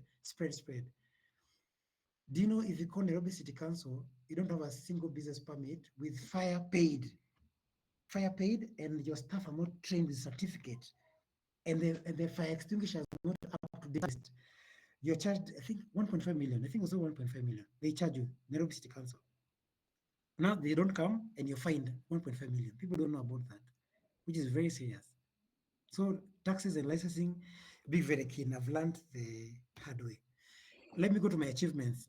I'm a tech guy. I accept Bitcoin. People don't know about Bitcoin. They say it's a scam, all those things. But Bitcoin is an online payment system where we accept Bitcoin. I accept Bitcoin in Mespa. For those guys who know how to use Bitcoin, accepting Bitcoin in Mespa was like a marketing strategy because it made me get interviews. You can see I was in KTN News, I was in BBC Africa, I was in DSTV at that time. I also did radio. It was called Radio. It was called Maisha. I think it was Radio Maisha, and also Citizen News. They were. I was supposed to do something about with Citizen TV because I accept Bitcoin. I'm a Bitcoiner because now me and my spark accepting Bitcoin made me get good marketing strategy for online. Let me also shock all of you. There is this Muzungu who sent 200 million to her girlfriend and the account was blocked. Was what is it called? Was blocked in Coop Bank. Yes. That is my client. You can imagine. That is my client who sent 200 million because he deals with cryptocurrency. That's also my client. So it's also good to embrace online technology so that you can succeed. So this has been a very good plus and profit because I've gotten free viewership, all these places free of charge. I've paid zero, nothing. I've also attended online platforms with the Wazungus for Bitcoin. It has given me business and good platform and revenue that I'm doing. And I'm also in Bitcoin Kenya. I'm also in Bitcoin Africa. As in, it's serious thing. I'm also a BNI member. This has changed my life actually. Presentation, business. networking. If BNI from 2018 to date, I've gotten 4.8 million per Kenya shillings. These were the good. These were the good things. Imagine if I didn't join BNI, you can imagine I could have gotten all that amount of money. BNI today we charge 110,000. You can imagine if 110,000 and me I've gotten 4.8 million. That's peanuts. I rather pay that money and I get more business. And actually, it's not only about business. I've learned building relationships, knowing people, networking. Something called business has been a very key pillar to my success actually in business, and it has kept me in the business. These are some things we do actually do in this world. Everyone needs a gift. You may go to a chama, anywhere you go, you need a gift to give someone a gift.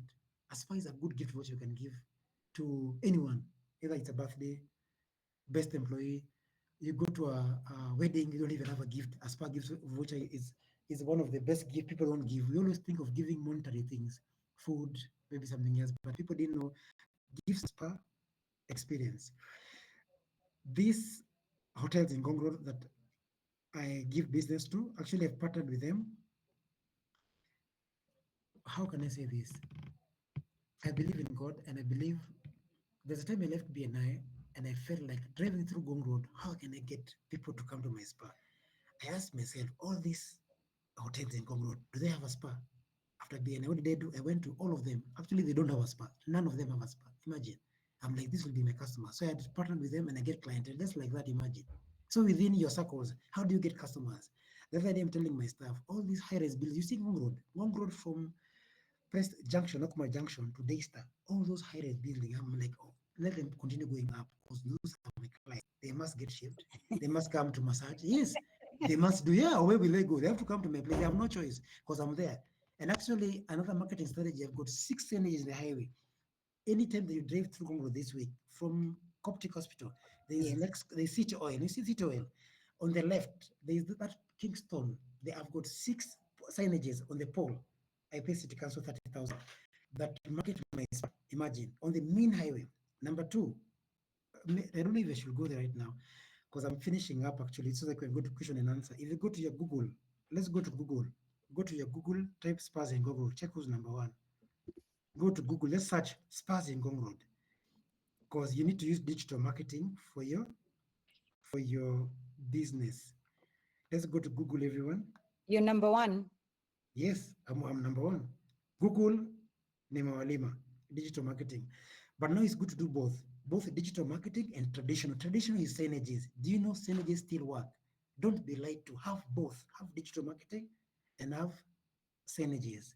And also, not only being number 1, check the star rating and check reviews. What have our customers said about you, about that? You're on TripAdvisor as well. Yes. Mm. So let me end my presentation there. That is who I am. That is my journey where I've come, and I'm still pushing. I'm in a new location. I love what I'm doing. Actually, I was even saying I'll play a video. I don't know if it's late, just to see you guys can see what I'm doing. Like in 1 second. I don't know if I can play a video. You see what I'm doing, then you can go to Q&A. You can see my screen. Yes, we can see. Mhm. Let me play these videos. Can you hear?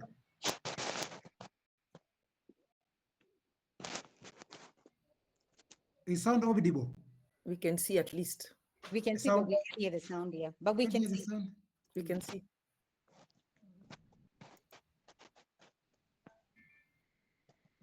How do you put sound? I think it's okay. We can see. Mm. We're Kanyaga Okay. right now. I'm wondering. I really wish you can hear. Mm.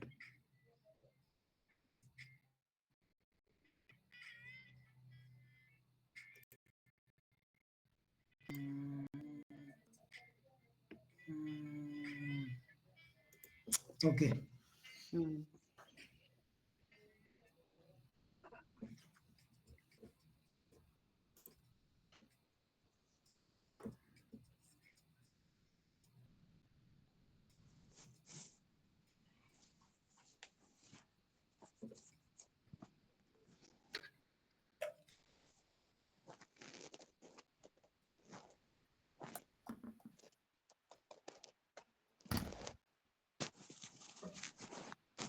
As you're watching that, Tony, my hope has been renewed.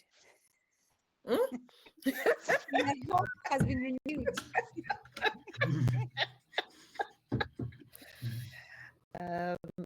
I think for me is now, what are the lessons, Tony?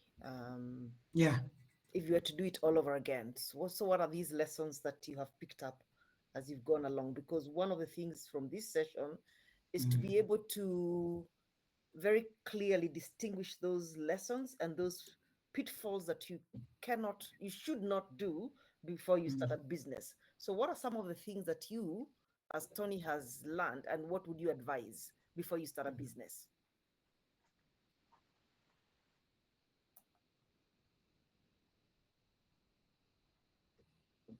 Oh, sorry. I continue. Eh? Oh, Lucy, I think you didn't hear. Okay, so Tony, can you hear me? Yes, yes, yes, yes. So I'm saying you've taken a horrific and yet a very encouraging journey that you've had. Despite it all, what are Yes. the lessons now? If somebody was to come to you, what would you say to them before you start a business? What would Yes. you advise? Because these lessons that you've been telling us, you now need to tell us from your perspective, what would you tell somebody not to do? Actually, why have I told you this story? I believe that I didn't go through this just for the sake of doing it. I believe all my experiences can be there to help someone else, not to go through the same thing I've gone through. That's why I love this platform. That's why I love the platform you're giving me. I've been saying everything I've gone through, I wish I can tell someone else so that they cannot go through the same thing I've gone through. Number one, to live like an example. That's the first thing. For anyone who wants to start a spa business, and actually whatever business, how is it that my life can be an example to you, my business? Number two, lessons learned. The first lesson learned is research. Because I was telling myself, if I researched before jumping in with the loans, you remember they taking loans? If I'd done good research, it's good to do research. And actually, there is no hurry. Take your time. I can advise anyone, take your time. Maybe you're not a risk taker like us, we're a risk taker. But even through that risk taking, sometimes it comes with challenges and struggles. Why should you struggle? If you can take a measurable risk, I can say that, and do research, that's the first thing I can do. The second thing, at the end of the day, I'm still an entrepreneur. Being an entrepreneur, actually, before I've done agriculture, I've sold alcohol, then I went to spa industry. Actually, after doing all those things, I still prefer spa industry. Do you know why? Spa industry has good health and wellness, things that can make someone live a good life and perform and become fruitful. So even after doing all those things, which is your the other thing you can really advise is passion. I tell my staff, no one is forcing you to work here, because even me, after struggling like that, I got passion from seeing people relieved and being happy from what they've done. Number two, also some passion has come from, and I'm seeing others are still also making it actually. Like now I'm doing research on spas that are doing very well. I ask myself, why not me? So if others are doing it, why is it that I'm struggling? So I also get the energy and passion to continue. So even me myself, what kept me going, I believe tomorrow is a new day. I kept pushing myself that I know what I'm doing will come and help someone else as I move forward. The other most challenging thing is to deal with staff. That is the hardest. Actually, that is the hardest thing I've dealt with in my journey. From also the landlord and being on things, staff have really messed.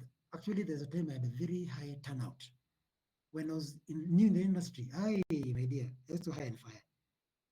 I'm like, take your things, get out. Imagine, I'm like, what am I doing? This is the wrong thing. You cannot just hire and fire because of being angry and all those things. I had to go back to the drawing board to forgive, give someone a chance, and if it's someone you have to leave, because that's another challenge. Also, getting professional staff, that's the hardest thing in our industry. Actually, that's another one of the hardest thing that I've really struggled with. Another thing I can also advise in our industry that also that contributed also is, there's a time I was really busy and I really trust and understand. And that's the thing they really stole. You must make time for your business. I've learned that the hard way. I must make time to see what is going on, which customers come, how much are they doing. Understand? Having relationships with your clients, you must. Actually, even others who used to complain and they leave. But now, if someone complains, they know because it's a feedback form. So even systems, actually, that's the main thing. Systems. How can you get systems from when a customer comes in and when they leave? And also, next feedback is positive feedback. Back to you. Let me not talk a lot so that I can take questions and yeah. Okay, thank you so much, Tony. We really, really, really do appreciate you've been through a lot, but you've also grown a lot. Yes. And we are happy to hear it can be profitable and the challenges. So we're going to start with questions. Beverly's hand is up. Dunnington has a question as well. And Elizabeth, please elaborate what you mean by collaboration. So Beverly, please go ahead and ask your question. Hi. My question is to Healthland. I forget your name, Tony, but Tony. okay, Tony. Yeah. Why did you decide to find someone like you could partner with? Because the risks at the beginning, because the risks were looking a bit too high, so that you could share the risk. That's a very good question. Actually, my dear, do you know I tried? Let me go back. You see when let me remember when I was struggling with Healthland Spa at that time, did they look for a person? No. I remember last year when I was given an eviction notice, I have to raise money to make a new spa, and the cost was around 5 million. I even decided to use the minimum amount, but now if rent is 250,000 times 3 is 750,000, and I have to make a spa look nice, the minimum was around 4 million or 3 million. At that time, I decided, "Bebe, why don't I try and look for an investor? I don't pump in money." Do you know I really walked around, I didn't get an investor. But actually, the other day, I got a friend who told me, I wish maybe it was just by bad luck, I didn't get a good person because that person, if she came and saw my location right now, she would have invested. But that time, I didn't get someone. Every person I approached, even in BN, I refused for some reason. They have their own thing going on. They've got projects, so many things. Imagine I tried. I tried to get an investor. Actually, let me shock you. I got a serious. I got one of my staff got me a client who wanted to invest, and this client was the client had a lot of money, but I felt like this client has got so much cash, and if I partner with him, I felt like he's not doing the correct deals, funny deals. You know those guys who do funny deals, eh? Mm. I may end up either getting auction or something bad happens. I was like, this is not clean money, it's dirty money. That is the only person who came so close, and I said, let me just struggle. Let me not just take any investor who comes in. But I was not lucky to get an investor. Yes. Thank you. So Dunnington has a question too, actually. How have you managed to find and keep the right people after finding out theft is an issue? So what are you doing now to mitigate that theft issue? That's very good. Number one is put systems from the client comes to the gate, from the receptionist, from the service the customer is doing. You see, when the client walks in is recorded. Mm. At even the time they came in, the client came at 12, walks into the spa. Because that's another thing that was being stolen actually. Client comes in at 12, the client leaves at 6 in the evening. Guess what? The client has done how much? 4,000. That's a lie. That's theft. You Mm. cannot stay 5 hours in the room. So nowadays you even time the client. You came at 12. You spend this amount of hours, like 1 hour. That's enough. 20 minutes steam bath, maybe 1 hour massage. I can estimate how much you'll pay. Three Mm. hours. I need to get an accountability. That's another thing. I've got cameras. Number three, for integrity, I employ and referral. That's another thing. I don't employ anyone nowadays. Actually, that's the main thing because most of the theft comes from former. Actually, one of the stuff I took was stealing from all the spas he was going. It's really unfortunate I didn't do a background check. That's another pitfall I did on Mm. that lady. Because if I did a background check, because now I know the former employer, she has been stealing all through. And Mm. actually, this one lady convinced all the others to steal. For you to steal takes one to convince all the Yeah. others. Mm. So if you have systems, I don't see them stealing again. Number two, repercussions. If anyone is caught stealing or anyone is caught customers sending money to their phones, you're sacked. And is that serious? No one is allowed to send money to your phone, send to the pay bill. Mm. Another thing, cashless payments. I've reduced my cashless payment, but now it's a bit hard to prevent. I get very many clients who don't want to leave a truck, which is okay. So they have to pay cash. Very many who deal with cash. So those are numbered and I know them. So that's the only way. The staff who come in have to have integrity from their background because they do a serious background check and employment referral. And the system I put there, I feel like it's very hard to steal. And I've given them, if they want to steal, but the repercussions are tight. Mm. Because I even want them to see what will happen to those who stole. Mm. Because that's a police case, you'll be arrested. Okay. Yeah. Liz, I see your hand, but let me ask another one. How important has your spa's location been to its success? One, and two, if someone wanted to run a spa in an out of town or county level, what would you advise they consider first? That's a very good question. The first thing, ask yourself, why did I choose Gong Road? I remember the other day in church, I was giving a reason why I chose that location. Because it's a high-end location. How come I don't have a spa in Ruiru, huku chini, Kiambu, or out of town? Mm. Why is it that I'm going to a high-end? High-end, they can afford. They have got the buying power.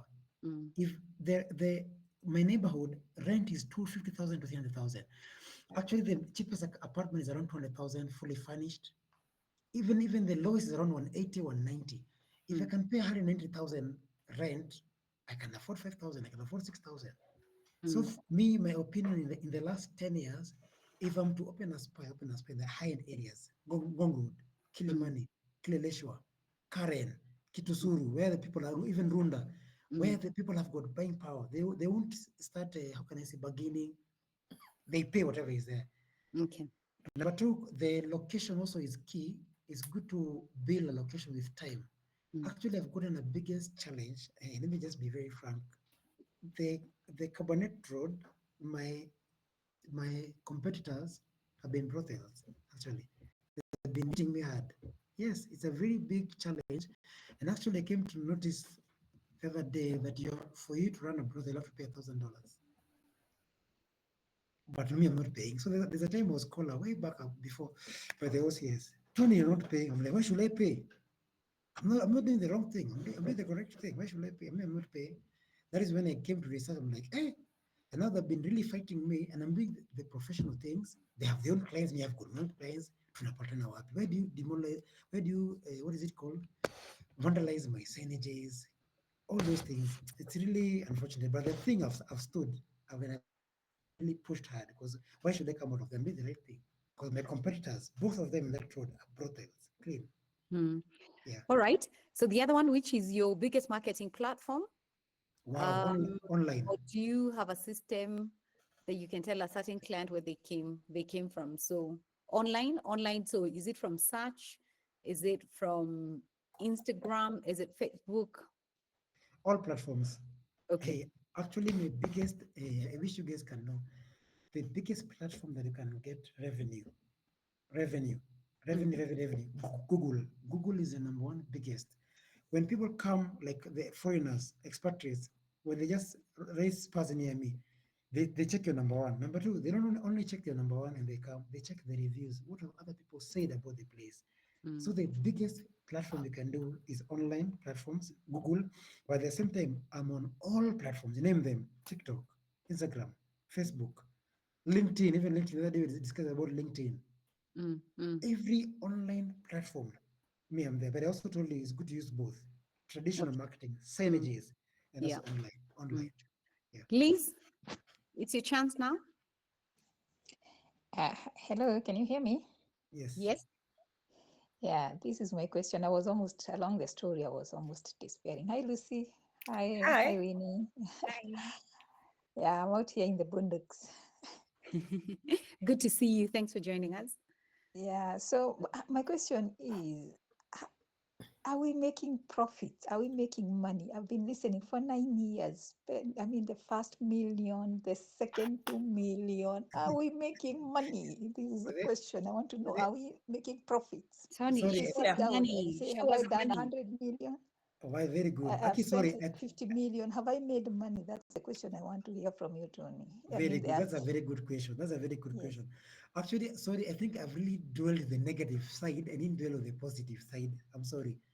There are flip sides. Actually, if I was not making money today, singekuwa hapo, sindio ningekuwa nimefunga. And I was actually, despairing. the landlords who are there, Yeah. wangekuwa wameshanifukuza. You can imagine there's landlords, there's Kanjo, there's water, there's Kenya Power. All those people, if I'm not paying them, I could have been kicked out a long time ago. So I can tell you for sure, I was making money.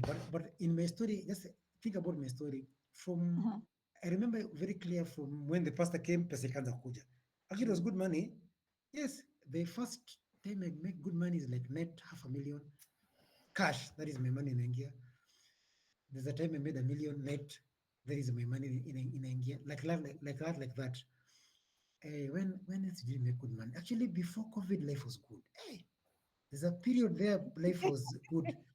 There's like a period, but then things were not so bad. And also 2022 to 23, there's also another period that things were not very tough. But the money is there, actually. Okay. If you can make even minimum $500,000 a month, that's good money. Net profit, even though you have got things to pay for your own money, that's your money. Number two, you need to pay yourself. You've been told, if you do a business like a CEO, you put your own salary. How much do you want to earn? And work towards that. So money is there, but money also comes with a target. I like what she has said. My dear, what is your name? Please. Liz. I don't know if you have a calculator. Yeah. You told me I was almost giving up on your behalf. Don't give up. Go to your calculator. Let me show you. Let me show you where your money is. Go to your calculator. Let me give you a good example.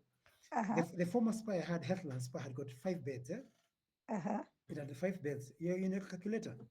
Yes. Put 5 beds. Go ahead. Minimum massage was 3,000. So do 5,000 times 3,000. That's how much money? 5 times 15,000. 15,000. So that means every 1 hour, if all the beds are full, I make 15,000. 15,000. So worst case scenario, let's do 15,000. That day, we only had just 2 hours. The beds were full. That's 30K, isn't it? Yeah. We open every day. We open every day, the whole month, times 31. How much money is that? 30 times, like 900,000. Very good. 930,000, isn't it? Very good. My overheads at that time, I can even say roughly after paying 130,000 is around, let's just say $500,000. Let's say $500,000 overheads, expenses. Salary is included. Yes. How much money do you remain with? About 400K. Let's say what scenario, kwa hiyo kuna 300. other payments. Let's say I didn't pay rent. So we deduct 130,000 and I remain with? About 300,000. Very good. That is the worst case scenario. Go back to the calculator, put 0. Let's do it all over again. Before I had 5 beds. Basic massage is 3,000, and we do basic massage. We have not included body scrub, facial, manicure, pedicure, all hot stone, 90 minutes, all those things. These are basic probability. So 1 hour, 15,000. The probability is that day they have got at least 5 people. 5 hours is full. How much money is that? 15 times 5. Yes, that's how much? 75. Very good. 75,000 times 30 days is how much money? I don't have a calculator, but it's close to 2 point something. 2.2 million. Let's say my overheads are 1 million. So you see, there's money. That is the old spa. Let's go to the new spa. Go to the calculator again. Let me teach you mathematics. You do mathematics. Let's go to, like a CEO. Now I like this session. You know what you're doing, Tony? Yes. And I know Liz. This is one thing I have said to everybody constantly. Yes. Motherhood. Yes. That is all it is. And once And you Lucy, understand that's why the I've zeroed in on, mathematics, yeah, that's why I've zeroed in on this question. Are we making money or are yes, we, we are. Mm. yeah. Yes, we are. Hiya, let's go to the new spa. Mm. Yes, Mhm. let's go to the calculator. I've got 8 beds, Mm-hmm. 8 beds operational. Mm-hmm. Now the price went up because of the Mhm. location and all those things. Yes, The basic yes. massage is 4,000. Mhm, Mm-hmm. That is 32,000. mhm. Mm-hmm. Let's say the 32,000, just a minimum of 3 hours. The full spa is full. Just Yes. 3 hours, all basic massage, every customer. Yes. How much money is that? 96. 96,000 times 30. Times 30. 31 or 30. 2.8. 2.8. Mhm. Let me remove even the overheads of even 1.5 million because it's a new place, all those things. You see, there is money, or even a million. But now, let me go back because it's good to have a target because I hear other spas are making good money, like 5 billion. Eh? Mm, Let's go back to your Mesabu. I've got 8 beds. mhm, I do the basic massage of 4,000. Mm-hmm. We open from 9 to 9. We Mm-hmm. can assume, let's just do even 8 hours is a lot of time, maybe 6 hours. Yes. Let's say 6 hours is full. Eh? mm. Yes. So I hope you guys are there. 8 beds times that times 4,000 4,000 times 6 hours is 192. times 6 hours is 192 Yes. times 30. Yeah, Yes. I'm even in my target. Remove Yeah. even the 5.7. You I'm yes, glad to hear this. remove even the overhead of I'm so 1.5 happy to million. hear this. That is not the target that we Yeah. are aiming. Mm. So there is hope, and there's no What's body going scrub, there's no facial, there's Mm. no barber shop, there's no all those things. Manicure, pedicure, Moroccan bath, Haziko bado. Aziko. So what you're saying, Tony, is if you first understand your capacity and your probability, Yes, then you work towards targets. You true. cannot wake up and do a business without having a goal, basically. Yes, Yeah. So because every morning you need to wake up for a reason. Mm. And your reason is business. At the end of the day, is profit. If you do not know what you're chasing, how can you wake up and do what you need to do? So I think that is one of the things that I always find, that once you understand that, if you understand your capacity full and the percentage that you wish to bring your revenue targets towards, you go in percentages. You probably say, I will start with 5%, 2%, whatever percentage. But every year I've got a target, and every morning I'm waking up to go and do what I need to do in order to bring that target. One of the best things that I learned from you today is that despite all that, one of the winning aspect, and I think your area that is so powerful for you, is digital marketing. very And true. marketing indeed. Very In fact, true. yesterday we were having a very long chat with Winnie talking about marketing and realizing that without marketing, you have no business. Yeah. True. You have even gone further on, and what I like to hear is that you've developed partnerships, because people don't understand the value of partnerships. Yes. You have ensured that you position yourself in spaces that you can be able to network. Yes. So you're doing the right things when it comes to doing business. You're making sure that every time you're doing what you're doing, you're connecting back to your business. Another big one you said is that if you do not continue to connect to your business, you will lose it, because you still need to be known that you're the one behind that business. In fact, most people come probably because it's you. It's True. not your staff. So That's if you lose touch with your connections, with your team, with your clients, you've lost it as well. Having not had any background training whatsoever, you've gotten the hard knocks. But looking at the way business just stretches out, you've learned along the way how to survive in the business. I think those lessons that you went through have nothing. It's just flipping the coin the other side. I call it, you were just learning how to do it. But one big thing that is very important that I found that you learned, and we all learn when we do business, every one of us has lost money. true. Yes. If you do not lose money in business, haujajua business ni kusema nini. That's true. So Yes. we all have to feel that pain. Yes. There is no soft landing in business, no matter how much you know it. Lazima upoteze. That's true. Then you go through the pain and you wake up and you dust yourself. You've dusted yourself so many times. Yeah. That means the spirit of they've not killed your spirit. True. and that is it. That is what keeps you, that is what you're calling passion. So if we find that we fail and we run away, we will never make it. Yes. Success only comes to those who stay there longest. I mean, look at your story, 10 years down the road. And I'm You're still there. And you're still there. 20 years down the road, you know what we shall be saying? Aliomoka. Huyu alikuwa na bahati.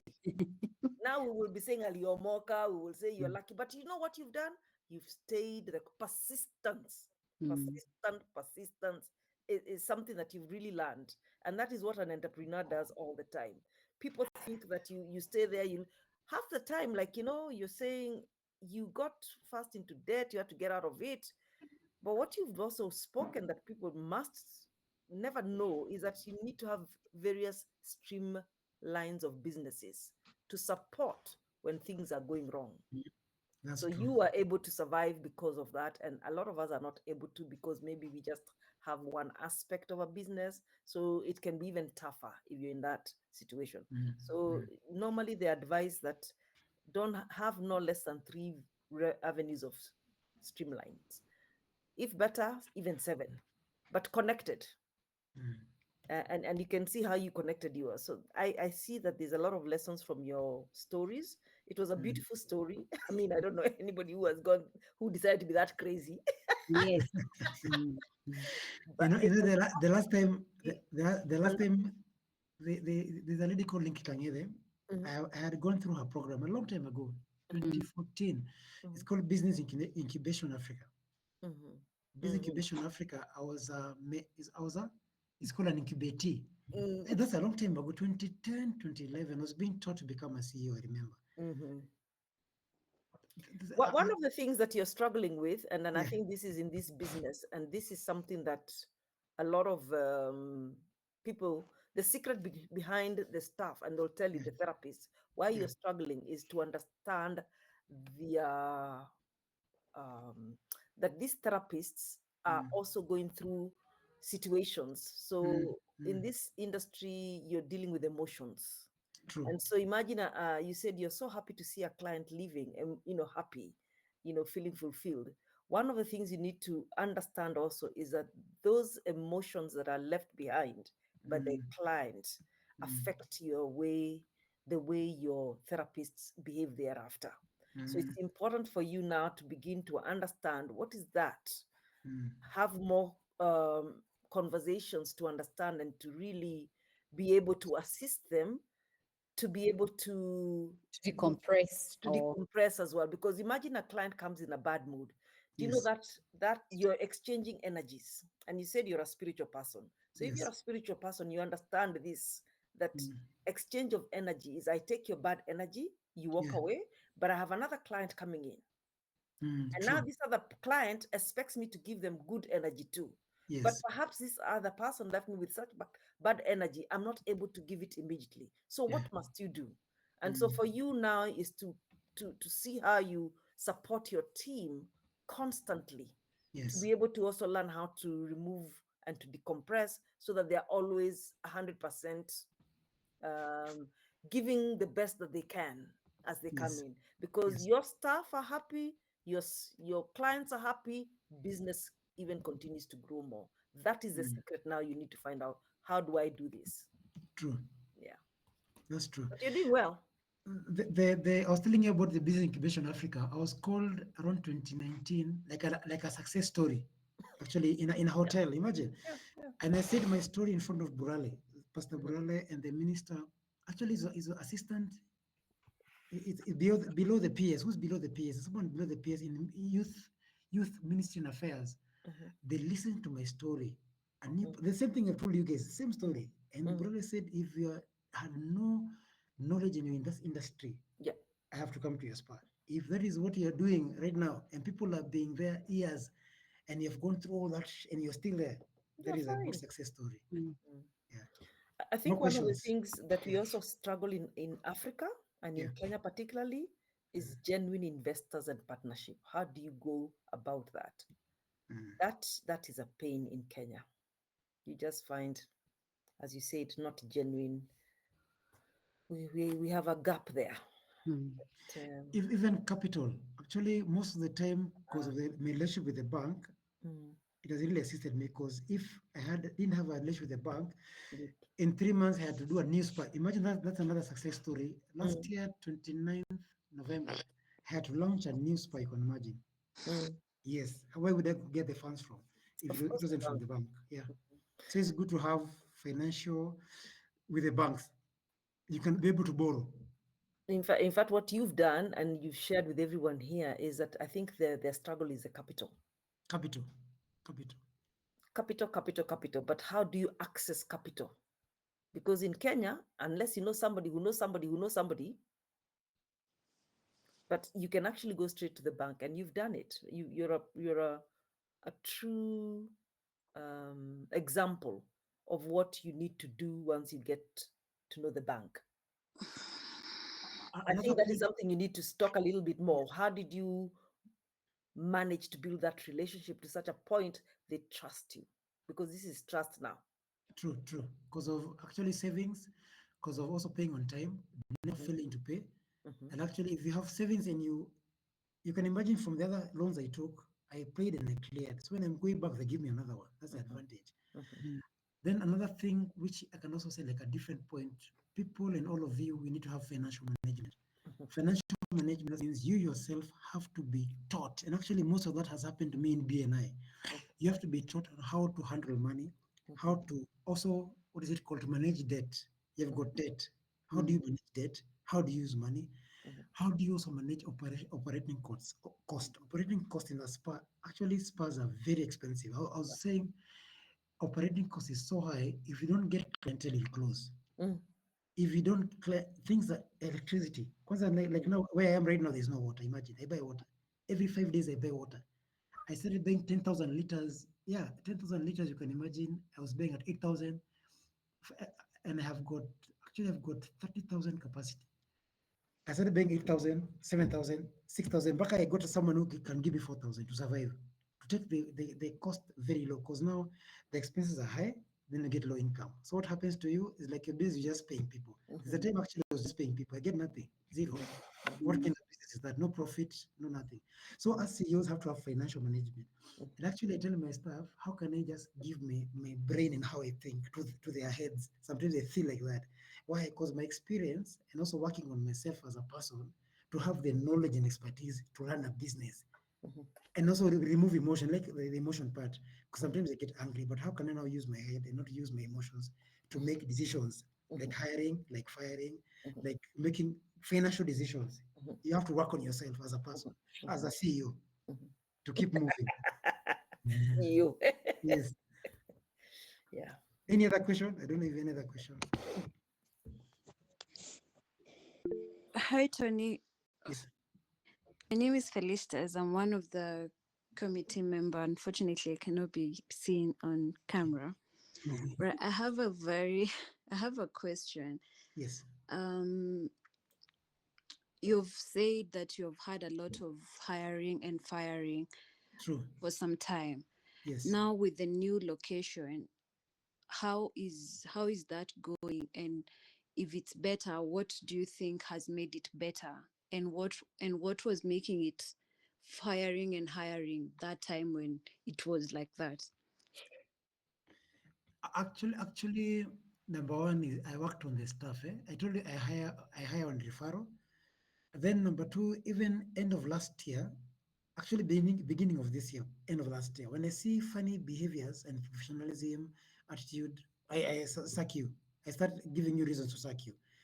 I had to how can I say? I have to come up with the right team for me to work. Then another thing which is unfortunate, because now there's a time I had a very high turnover of staff. I cannot force it to work for me. It's so hard. I tell myself every day in meetings. Today, if you decide to leave, I want to beg you to stay there. If you want to leave, please just go. I just give you my blessings and go. Because I also want to build a culture that you're working for me from your heart. It's like you love what you're doing. Me, I'm still there because I love what I'm doing. So if I have to force staff to stay there and they feel they don't have the passion to stay there, it becomes a bit hard. Because I had a complaint from clients. There's a time they'll see the turnover is very high. Because that's another way I lost clients. Because they come today, this person is not there. They get another therapist. because that's also negative on the business. So the only way to work on that, I had to make sure that I have the right staff, number one. Number two, what you said, also motivation. How do you motivate your staff? I had to look for ways to motivate them to make sure that they are always there. Sometimes I forgive them, sometimes I give incentives. But another thing that I also did, which was positive, tusizoeane, sijui nisemeaje. Let's not be, Yeah. Mm.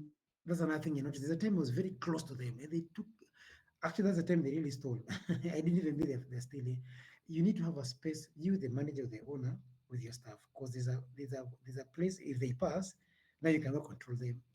So the only other way that can also make me successful, number one, is hiring the right staff and doing a background check. Actually, that has really helped me. Now, I've partnered with very many spas. Actually, I know the owners of very many spas within me. Actually, even others, I can't say about them, but I know the owners. Once I know the owners, and if I see your CV and you're from there, I call the owner directly. How was your behavior? How's your performance? How was this person stealing? All those other spas have also helped me know this person doesn't have integrity issues. So I leave them. So right now, I don't have a high turnover of staff leaving. It's a positive thing. The new location, I'm alone.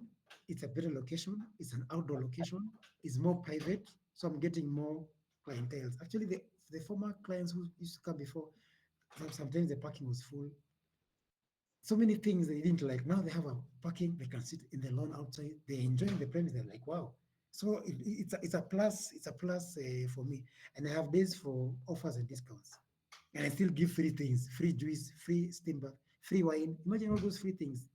Imagine. Yeah. I don't know if I've answered your question. I'm hearing something what Felicitas is going for, which we all know in the spa industry. Perhaps that is also. I'm seeing the biggest gap there, and I know that perhaps it's because you're not from the industry. What are your standard of operations? Do you know that there are standards of operations that exist within the spa industry that would assist you to deal with your staff in terms of the reviews, in terms of hiring? There's a whole process thing that happens, and it makes life easier. Because I can see that you've really tried, but there's a way things are done, and mainly is to put standards and of operations within the spa to assist you to make your business even run smoother, your staff to have those standards and to know if they do not perform by these standards, there's no discussion basically, so that Very you're not firing because of a situation that is not based on how would I say, a line of action. Because when you have your standards of operations, you have lines of actions. true. What are those policies? What are those lines of actions? What do you have in your systems? So it'd be very interesting to learn what kind of systems that you've put in regards to the way spas operate generally, overall, internationally, basically. But I like that. We have got a standard operating procedure. Actually, we have got it's called an employee handbook. The employee handbook has It's got rules and different. regulation. No, no, Eh, no, no, no. Not yes, rules and sorry. regulation. Mm, Not, it's not rules and regulations. It's not mm. handbooks. It's a standard operating procedures for the For spas. the spa. Okay, I don't know The if that is SOPs. the one I've done myself or the one that is standard for everyone else. Because I have my own standard operation like cleanliness, those all customer surveys, all those things. I don't know how to answer that. Maybe you can assist me. Okay. All right. No, that's what she was asking. I could hear the question. Yes. Oh wow, and it's not rules and regulations. No, No. no. Mm. Mhm. I'm wondering how to So answer that. I think Tony, and maybe this could be a good opportunity. Feli could probably reach out. Mm. Maybe you can have an opportunity to sit, because obviously that's not something that can be done here. I'm thinking, I don't know what you guys think. I think that would be a good opportunity. And this is also a good opportunity. Anybody who is here, who is running a spa, is not sure about their SOPs and stuff, Yep. Felicitas can help, please. If you need that help, Feli can help you with that. She is Oh wow. amazing with that Amazing. stuff. Yes. Yeah. So yeah. There's also a question of there's something Joseph says, Mhm. Dannington, I can see your hand up, but hang on. There is something very important on salary breakdown. Kindly repeat the margins and how One, and how do you conduct interviews? Because you find you negotiate salaries with high expectations, only to find after hiring them, they don't have the right skill sets. I think the salary bit is where you're explaining about commission basis, the bracket Commission. that you do. Yeah. You think this amount, what is the bracket, the commission and stuff. I think I'm assuming that's what Joseph was asking about. Yeah, because what you're saying, you scale. So you Yes. have a bracket. Mm, You say within this scale, depending on how much you make, I will give so much commission. Yes. And that's a very good way to do business because it means your both sides are winning. If you do not True. hit your targets, True. you do not get your commissions as expected. But for him, he's probably wondering how you came about scaling it that way. And I suppose that is a question you can only answer after you understood your business performance in order for True. you to scale it that way. But yeah. Actually, many businesses, they don't give the staff targets. Me, I give targets, and actually targets are per individual. Mm-hmm. So if you've got 10 staff, like now I have 10 staff, each staff should make minimum 150,000. What does that mean for me? That is the sales of 1.5 million. That is what people don't know. So if you scale it like that, you find that staff also work hard. They know at the end of the month, they need to achieve this amount of money, and it will affect their salaries. And actually, the spa industry is also, I'm doing a big research. I'm finding that other spas are paying salaries. They feel like it's cheaper to pay someone 40,000 or 30,000 or 25,000 a month. They're earning more. But sometimes I feel like the commission is better if you put it in a target based, the commission you earn more. So I think that one, it really depends, and we've had that conversation. It's probably at some point a conversation we need to revisit. Different people go Mhm. for different things. Mhm. Like as part like yours that has been established and you have clientele, it becomes easier, even if they come in and they go straight on commission basis. There's Mhm. also an alternative where you can do, a bit of a rest of it is matched with commission. So it really, whichever way, it doesn't matter. But this is where a lot of therapists, of course, won't want commission only, but if they're pushing themselves, they end up doing very well. It just, I suppose, when somebody is new for maybe a bit of Mhm. security and feeling like your basic needs, like your transport and stuff like that is met, maybe giving a bit of a basic.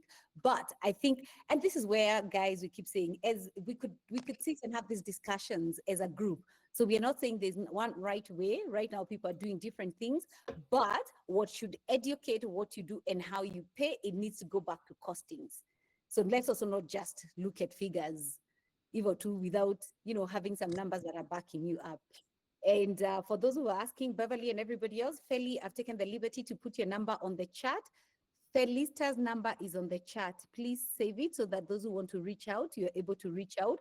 Joseph, I don't know if you're a therapist or you're running a spa. Also, in case, obviously tonight we may not be able to get into the meat of this, and it seems like a really good conversation. Please reach out to Feli. She can help you with costings, with understanding the SOPs, with also how you structure your salaries, including how to conduct interviews. How are you doing your adverts? What kind of a therapist are you going for based on the services and the things that you're offering? So Feli's number is there on the chat. Please take that and you can reach out. Thank you, Winnie. All right. Dannington, question, your hand is up. So we can take the last one. And it is 10:35, guys. Wow, but very good. We're not complaining. Dannington, over to you. Thank you for the opportunity. I have two questions. One is for Tony. From a businessman perspective, where do you see the industry moving towards in the next 3 to 5 years, and what opportunities do you see arising as things continue to happen? Where do you see the industry moving? My second question is for you, Winnie and Lucy.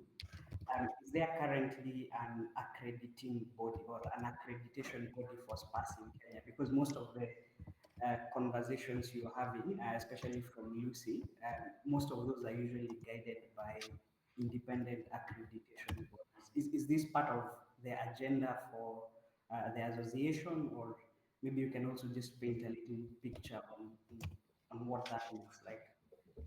But thank you for the good conversation. It's been quite insightful, and looking forward to more. All right, Tony, you can go first. Yes, okay. I feel like the future is very bright. The future for spa wellness is really bright, and I believe we will hit hard. You know why, brother? Mental health.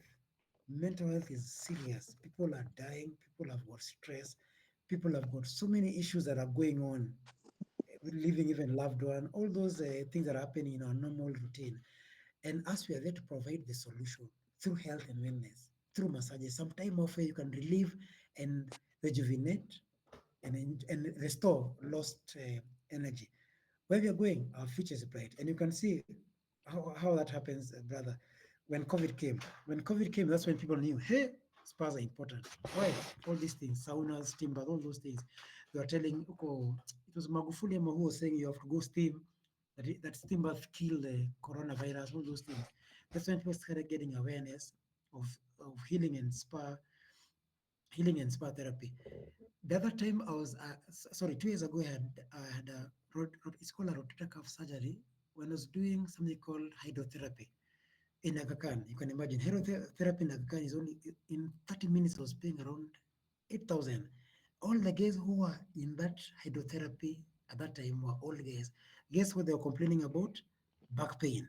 Imagine all all elderly people are complaining about back pain, and all these solutions could have been sorted earlier if they were routinely going through spas.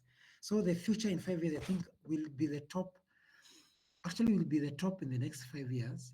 I really believe so because what we are offering is concerning our health, which is very key and very important. The only challenge I am seeing, and I've been saying that very many times, and I thank God for SWAG, I can say as an owner, is our competitors who are doing unprofessional spas. And apparently they're becoming very, how can I say, very many in my environment, Gong Road, very many places they are doing unprofessionalism. And I don't know how we can kick that out, because if we kick that out, we'll be the best. Thank you. All right. Lucy, can I make an attempt to answer the second question? Dannington, on the question of accreditation, something I'm very excited about, giving us, seeing as I'm in the training space. I run a beauty and wellness college, but we need training institute, and we offer ITech accreditation. So Kenya, ideally every country, just like we do with all our other examinations, we should have our curriculum, our local Kenyan government curriculum, that in this case should be TVET. And there is something in place. I think this came up in about 2019, just before COVID. Unfortunately, when we've had the change over with the government, it sort of has stalled, but the challenge is the quality of what is in the TVET curriculum. So ideally, every college and every one of us should get a TVET certification in our qualification. And the TVET does it in different levels. So, they said, and I think it starts at level 2, 3, 4, 5, like that. And each level will have what it covers. Challenges, like I said, this only came about in 2019, the other day, just before COVID, and yet the industry has been there along the way. So right now, what are we using? Personally, a lot of guys here I know, Kinafeli, are also beneficiaries of international qualification. Currently, the biggest we have in Kenya is ITEC, that stands for International Therapy Examination Council. But before this, we had City and Guilds. I think a lot of people know City and Guilds, that also has a whole lot of other industry areas. But what we have found out, regardless of the title of the accrediting body, and I'm addressing the international ones that we are going for, and we are personally offering, what is nice about the international accrediting bodies is that the standards are the same. So whether you have a City and Guilds, you have an ITEC, you have CIDESCO, you have CITEC, you have any of those, you will find the standards of doing or operating or offering a service are the same. The standards of training a facial, they are there. What the international accrediting bodies are really embracing is having anatomy, physiology as your foundation. Tony's talking a lot about massages. You've seen even in the videos, when people are stretching like that, you've seen the stretches they are doing. You need to understand, does the client have an injury? Are they held in a position that, is really good enough? The therapists themselves, even as they're working and standing on top of the beds, what's their postures? Are they fixing others while breaking theirs? and it also becomes a problem, right? So international accrediting body right now is what we are going for. I'm a beneficiary of one of those. This is what we are offering, and not just because we want international accreditation, it's because right now it's what is giving us the meat of what's nice. The beauty about these ITech, for example, which is mainly what we are offering, but the beauty about this international accreditation, Dunnington, is right now students in my school are covering the same thing with a student in Japan, in Asia, in America, in the UK, anywhere in the world. For as long as they're doing the same accreditation, the standards are the same, and we are tested the same. So that's what is nice. So there is that. And there are two ways of doing this. One of our things that we want to leave as legacy as SWAC is especially to work with the accreditation. So, and I know when you do fill in your memberships form, there's be a question of what you have, and it doesn't matter whether you have a certification or not. That does not lock you out. What we want is continue having these forums, showcase why you need to be able to have these standards. And this is also why we are saying this is a good opportunity that you can all have an opportunity to sit with Feli to help you with the SOP so you understand what we're talking about.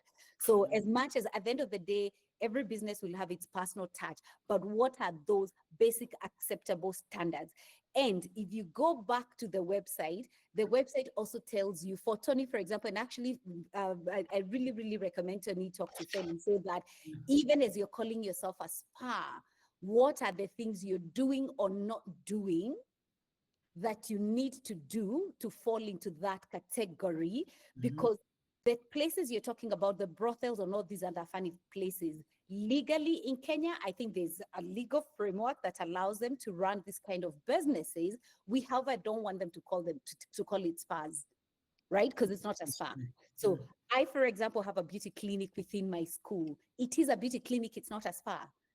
My facility do not qualify and allow me to call it a spa. So that's what we are saying. So even your facility doesn't qualify to be called a spa. We are not saying you can't. You can be a hair salon with a treatment room. You can be a barber shop with a treatment room. But can you ensure that even the treatment room, you're doing the right things and following the right law? So one of the mandates for SWAC is for us to raise standards. We can only, I think, start with education. That's what our dream for the future is, that one day we'll be able to have a platform through TRA, Tourism Regulatory Authority, to be able to speak to TVET, so that, because it would be nice to have, for example, SWAC being the local accrediting. So when you say you've gone to any college, you're writing a SWAC exam and you're writing an international exam, you have opportunities, right? That's what's happening in the rest of the world. But between now and then, SWAC is not in a position, but we are in the process of actually writing a curriculum that we are giving to the government with recommendations of what should be covered. That then becomes easy, that if he's hiring, he doesn't need to be in the industry. He will be able to go into the website and look at the occupational standards and the qualifications that, for example, a massage therapist should be able to have, or a facial therapist should be able to have. That's what we are working towards. Then when it comes to also standards, one of the things, by the way, and it's only once again, this is also good to hear, and anybody else here, the dream for the Ministry of Tourism is to partner with us. They are saying they want to get to the point that we can have a spa who is a member of SWAC, has followed all the right steps that are required. And eventually, you know, guys, like in the tourism industry, how hotels have standards, tour guides, and the different aspects of the hospitality industry, they are working towards where we'll get to the point where we'll be grading.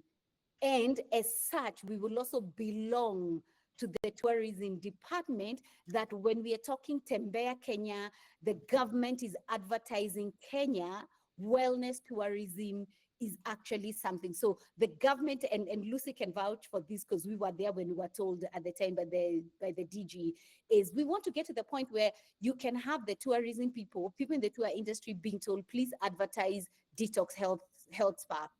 Because Detox Health Spa has followed, has qualified, and has met all the necessary requirements. And now that touches on the question that Tony has answered on the future of the industry in the next 3 to 5 years. There's going to be a lot of tourism driven growth. And there's also, the market is growing quickly. So some of the things we also need to do is to embrace technology. So there's demand for personalization. There's also demand for technology, incorporating technology.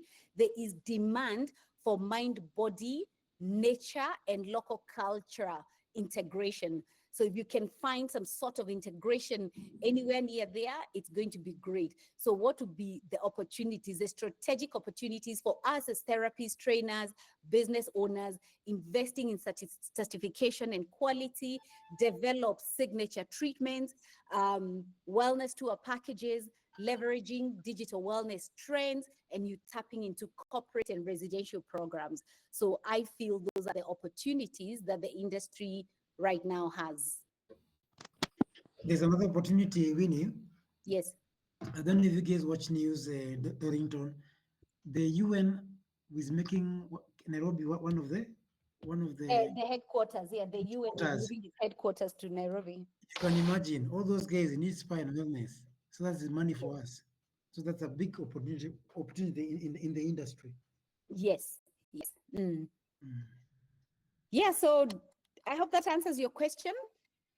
And this is why we keep saying, come and join. We'll be having such amazing conversations so that we can help each other. So whether you're helping a client like Dunnington is doing as a consultant, whether we are therapists who are opening their own businesses, and whether you're the likes of Tony, the brave, who went into an industry, they don't know that we can find solutions, but solutions that work for everybody. All right. So please reach out to Feli so she can help you. She can answer questions. Of course, come back. We have our email addresses. Most of us, you're able to find us on our social media handles. Reach out. And at this point also, should you think about something else that you'd want to see as a conversation for next time, including, an amazing person in our industry that can come and talk to us, like Tony. And guys, this is an example. Look at the wealth of experience. We've never had a person chambua the business the way Tony has today, isn't it? Yes. The good, the bad, the ugly, and the beautiful, and including hope. And he's still here standing. So please recommend. We are happy to get to reach out to them and speak to them. Join us. Stop watching from the fence. We're not charging you anything this year. Next year we will be. And come in. Let's own this thing. It's ours. It's ours, and we can do this. And for the first time in history, we've never had a meeting that lasted this long. So I would like to bring it to a close. Vote of thanks. I'm not even handing it over back to Lucy. Thank you, everybody. Thank you, thank you, thank you, thank you. You are in your homes with your families, but you've given us the time. But we stayed on because this was really engaging and it was nice.